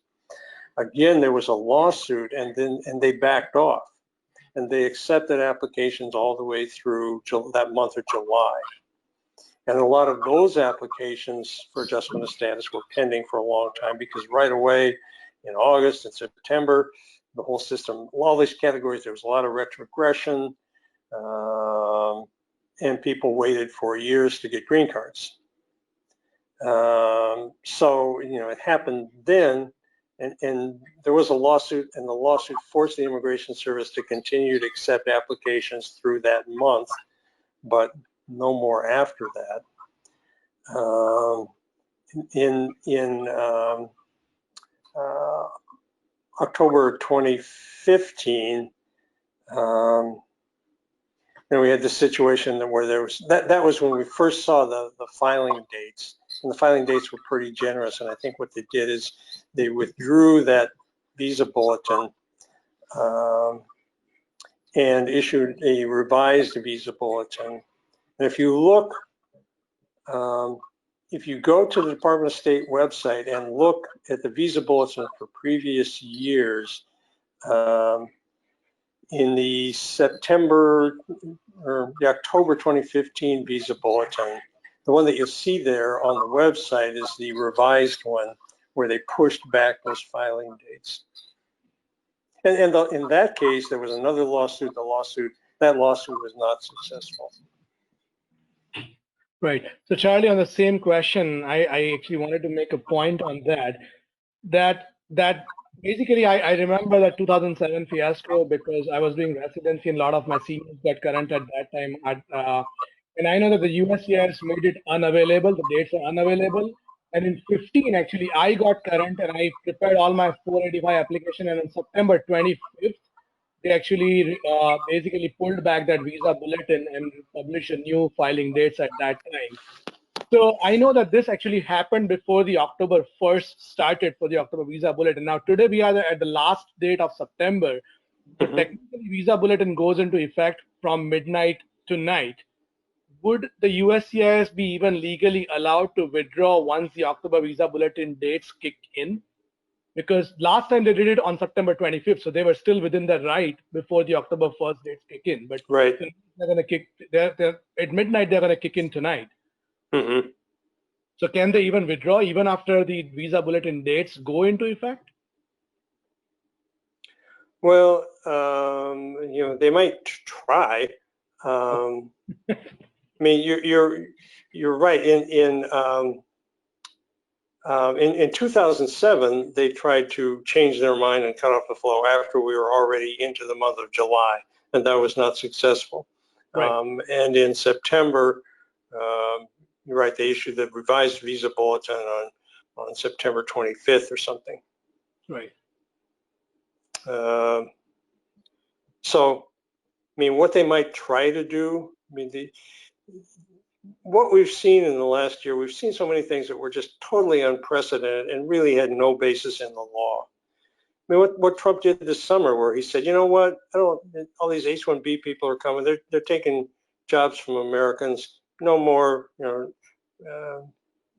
I'm not allowing anyone to enter an H-1B status unless they fall into some exceptional category. Otherwise, people who are outside the country and want to come in an H-1B status, no, they can't. That is, I mean, it's U.S. Congress has the authority to set up this system and set up the rules and make changes to the Immigration and Nationality Act. You can't abolish a particular non-immigrant category like H-1B just because the president feels like it, but that's exactly what he's tried to do. So what they might try to do, I mean, it's really hard to say. Sure.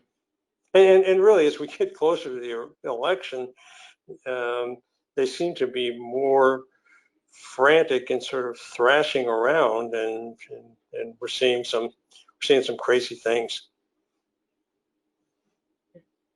So what's the limit of their craziness? I really don't know.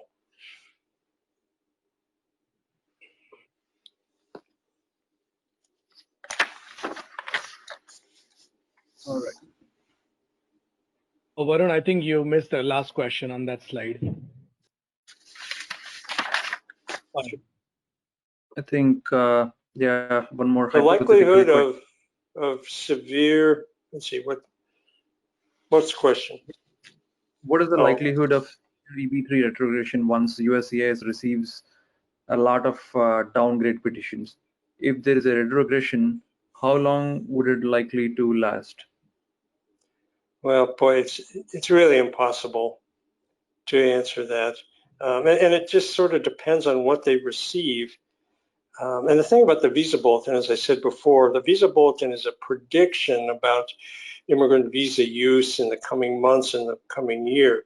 To predict what's going to be in the visa bulletin, you're sort of predicting what somebody else is going to predict. And that's just really speculative. I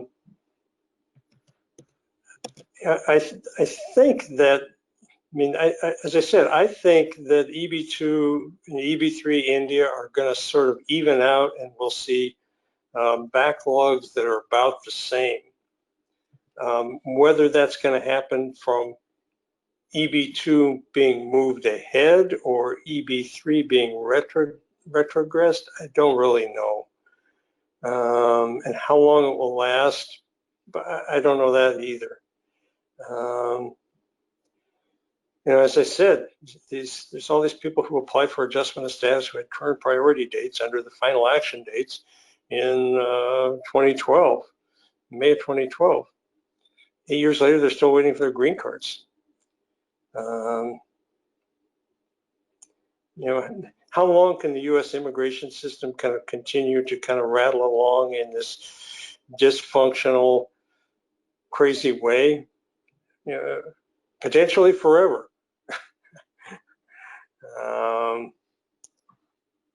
And really, the whole problem with the EB2 or the backlog in EB2 and EB3, that really has to be addressed by Congress, and they're in the process of trying to figure it out now. I don't think that there will really be a solution.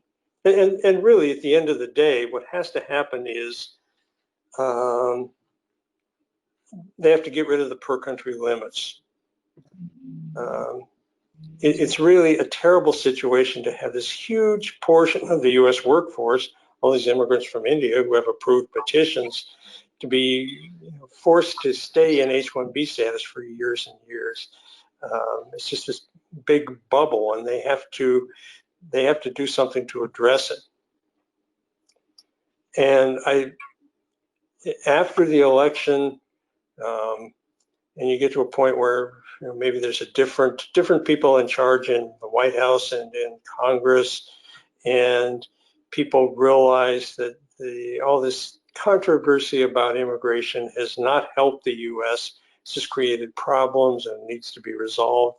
And maybe people will get together and work on this and there will be some kind of solution. But I mean, all those people in the EB2 and EB3 India backlogs, those people as a group are hugely important to the United States.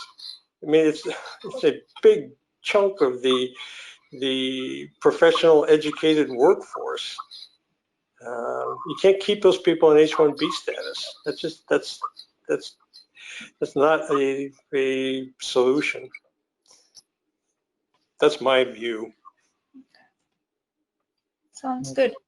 Sure. All right, Charlie. So I'll ask you the next question then. So can somebody have two applications filed at the same time, as a primary as well as a derivative spouse or secondary? Well, at the end of the day, the Immigration Service can only approve, and by applications, you mean applications for adjustment of status. Right. 485. Right. Okay. Well, they can. You can't have two approved. You can only have one approved. But you can have multiple applications. It's sort of, I would say it's something that you want to avoid as you're trying to manage this process, because it sort of confuses the situation. And if the Immigration Service has a particular file in front of them and they're inclined to approve it, once they see that there's another application out there, they're going to want to see that application and know what the basis of it is, and that might hold up the adjudication process. But you can have two applications pending at the same time. The one situation that can come up is with the Health Workers Act, there is a resilience. Let us say if that comes into play and the spouse, the one person would not qualify today, okay, and is filing under the spouse, but if the HWRA, goes through and they would qualify, can they do a secondary application? Can they do an application as a primary? Because that would probably be better, right? Because the process would be really fast.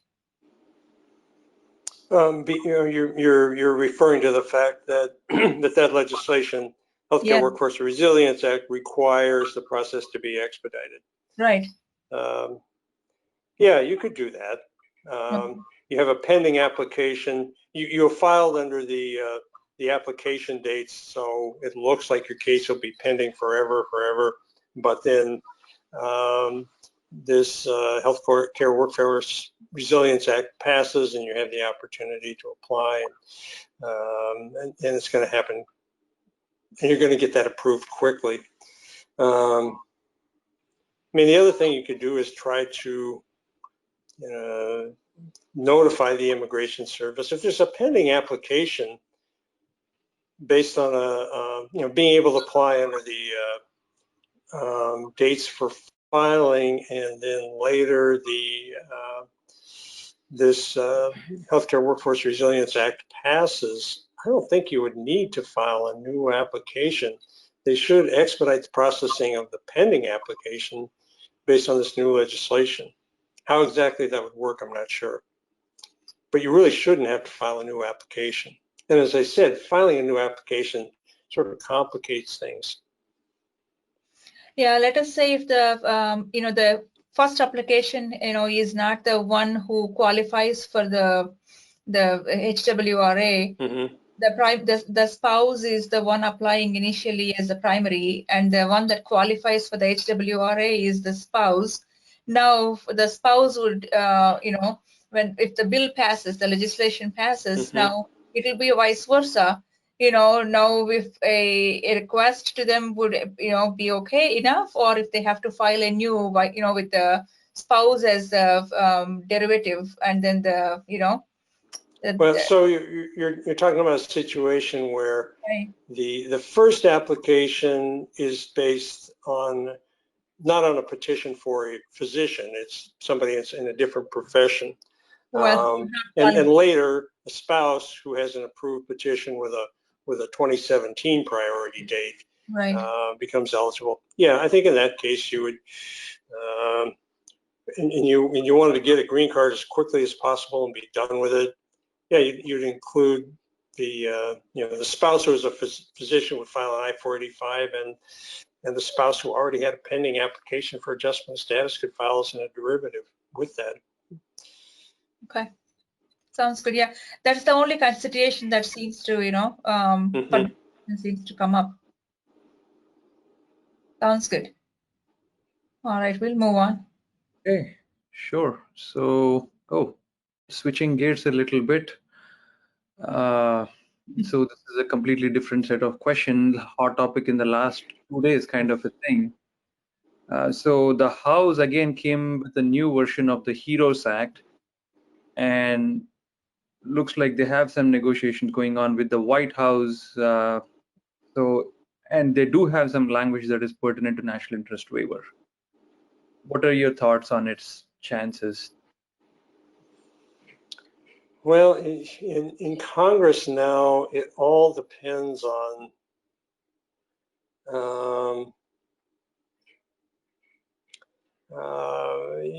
it really depends on, I mean, not much gets passed on its own, only bills that are somehow attached to must-pass legislation. And whether there's sort of a new version of the HERO, which includes all those immigration provisions from before.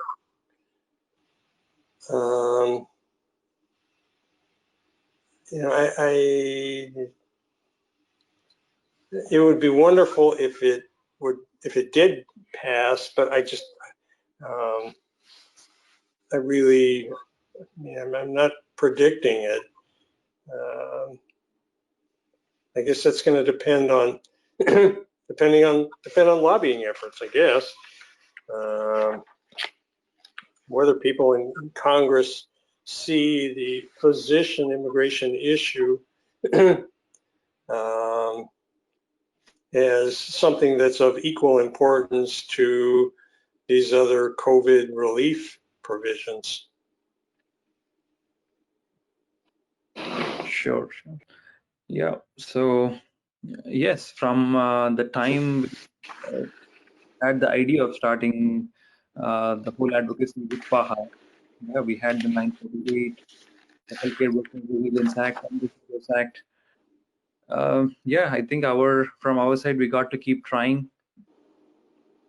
We have been working hard on the advocacy front. We just got to keep going. We don't know what direction things are going to take and how things are going to look in the next month or sometimes even next week. The scenario is completely different. So we just got to keep going, I think. Right, and I agree. I think there are very strong arguments. I mean, the argument overall that PAHA has been making and that I've been making along with PAHA and other people is that the physicians are different from all the people, all the other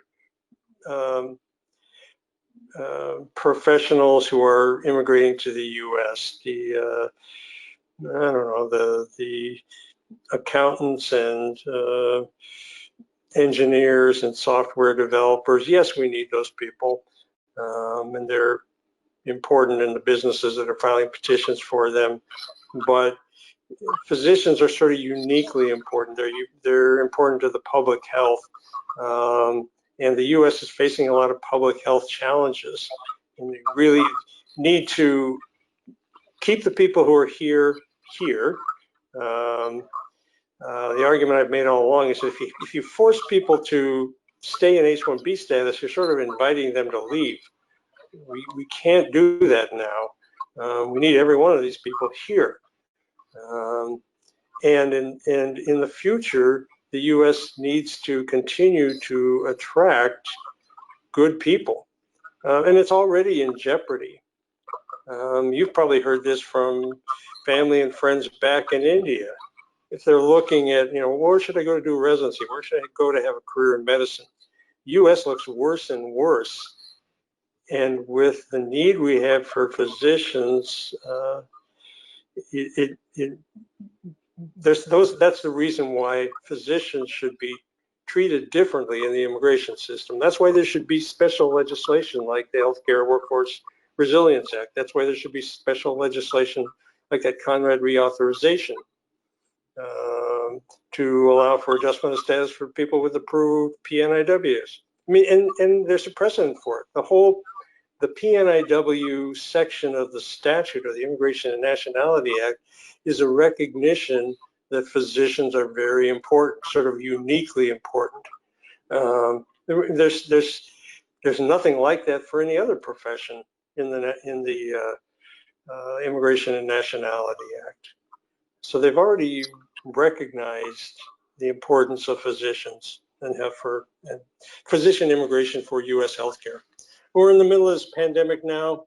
Eventually, there's going to be some kind of vaccine, but you know, the public health officials, I think, realize that this is not the last infectious disease pandemic that the U.S. is going to have to deal with. Sure. Okay, so we are. So I can't wait to get back to Washington. All of you will go around all these offices and I'll say all this stuff to them, because it doesn't help for me to say it to you. Yeah, we are missing that too. And that's our kind of a kick that gives us to walk on the hill. Mm-hmm.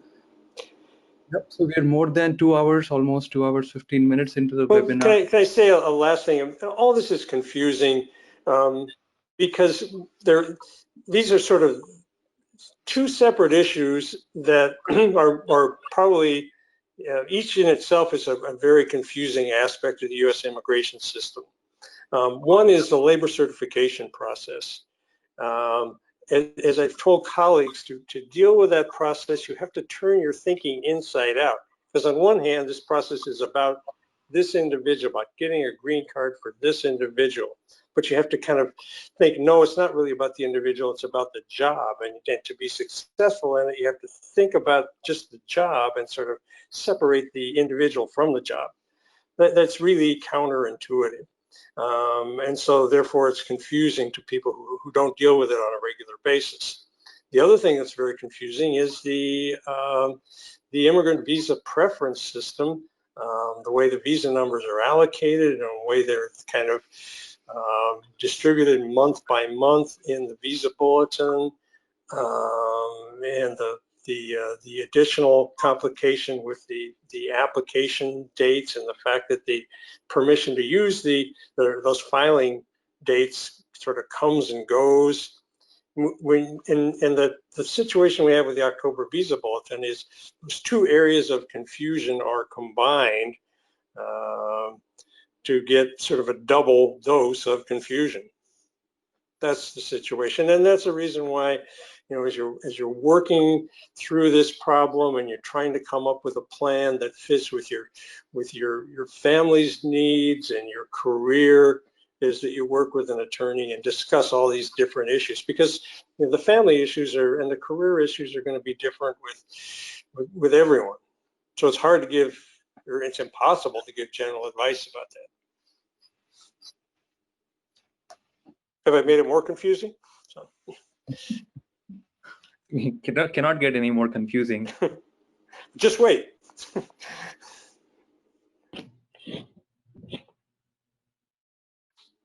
Okay, well, does anybody have any other questions? I've got myself all worked up now, so I'm ready to talk. Well, I just had one quick update on something that I just read. So I think the Senate passed something called HR 8337, which is called Emergency Stopgap USCIS Stabilization Act, which basically expanding premium processing for lots of categories, including the physician NIW and EB1C as well. I don't know if they will actually allow EB2, EB3 downgrade 140s for premium processing as well, but they just passed it this evening, just maybe 2 hours ago. Mm-hmm. Well, that is, I mean, that's sort of good news and bad news. It's good news in the sense that legislation, as I understand it, you know, allows premium processing for NIW petitions. That will be good. And I think it also allows for premium processing for things like applications for change of status. You have people who are in the B1 or in visitor status and they want to change to J1 quickly so they can start a residency on July 1st. That would allow that. Premium processing for EADs. Yes. It's sort of outrageous that you have to pay the Immigration Service an extra $1,500 to have them do what they should do anyway. But for physicians who are whose careers depend on being able to start a job on time, that will be very helpful. That seems like the intention of it, though, Charlie, right? Making more money. Yeah. So, well, you know, I've said all along that if you reward an agency for being inefficient, that agency will get more inefficient, and that's certainly what we've seen with the Immigration Service. So that's kind of what's going on. They're being rewarded for their inefficiency. But on the other hand, it's going to provide a very helpful option to a lot of people. Okay. One question, Charlie. So, using a EAD or advanced parole doesn't mean that you cannot go back to, let us say somebody moved from EB2 to EB3 and they used the advanced parole document for coming in or going out. That it does not prevent them from going back to EB3 if the EB3 advances, right? No, I don't.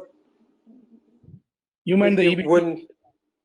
Right. So you basically if they have it is one thing, but if they already use it for some reason, I mean, like coming into the country or going out or doing a job, that does not mean that they cannot go back to the EB2 if the EB2 advances. Well, so the question is, would somebody who's been admitted in advanced parole be eligible to file a new application for adjustment of status?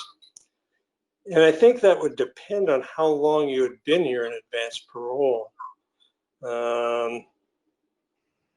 Okay. You might need to find a way to get back into H-1B status. But if you did that, if you got back into H-1B status, then you would definitely be eligible to apply for adjustment of status.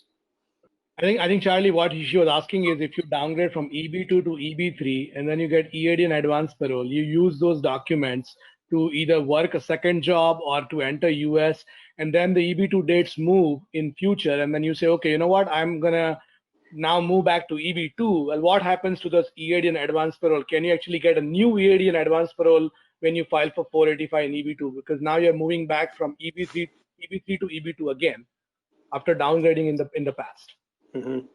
Well, it sounds like you would be sort of continuing with the same application for adjustment of status, just asking the Immigration Service to change the basis for the application.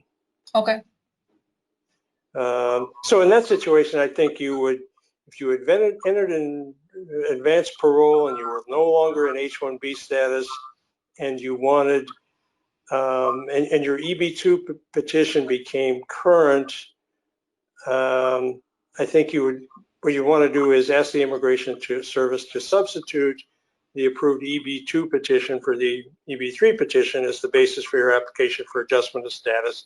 But you're not filing a new application. You're continuing with the same I-485 application on the basis of a different petition in a different preference category, EB2.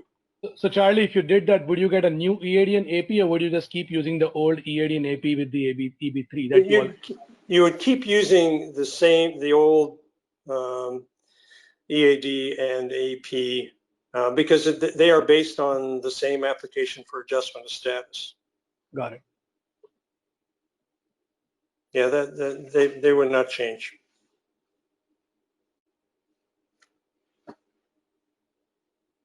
Okay.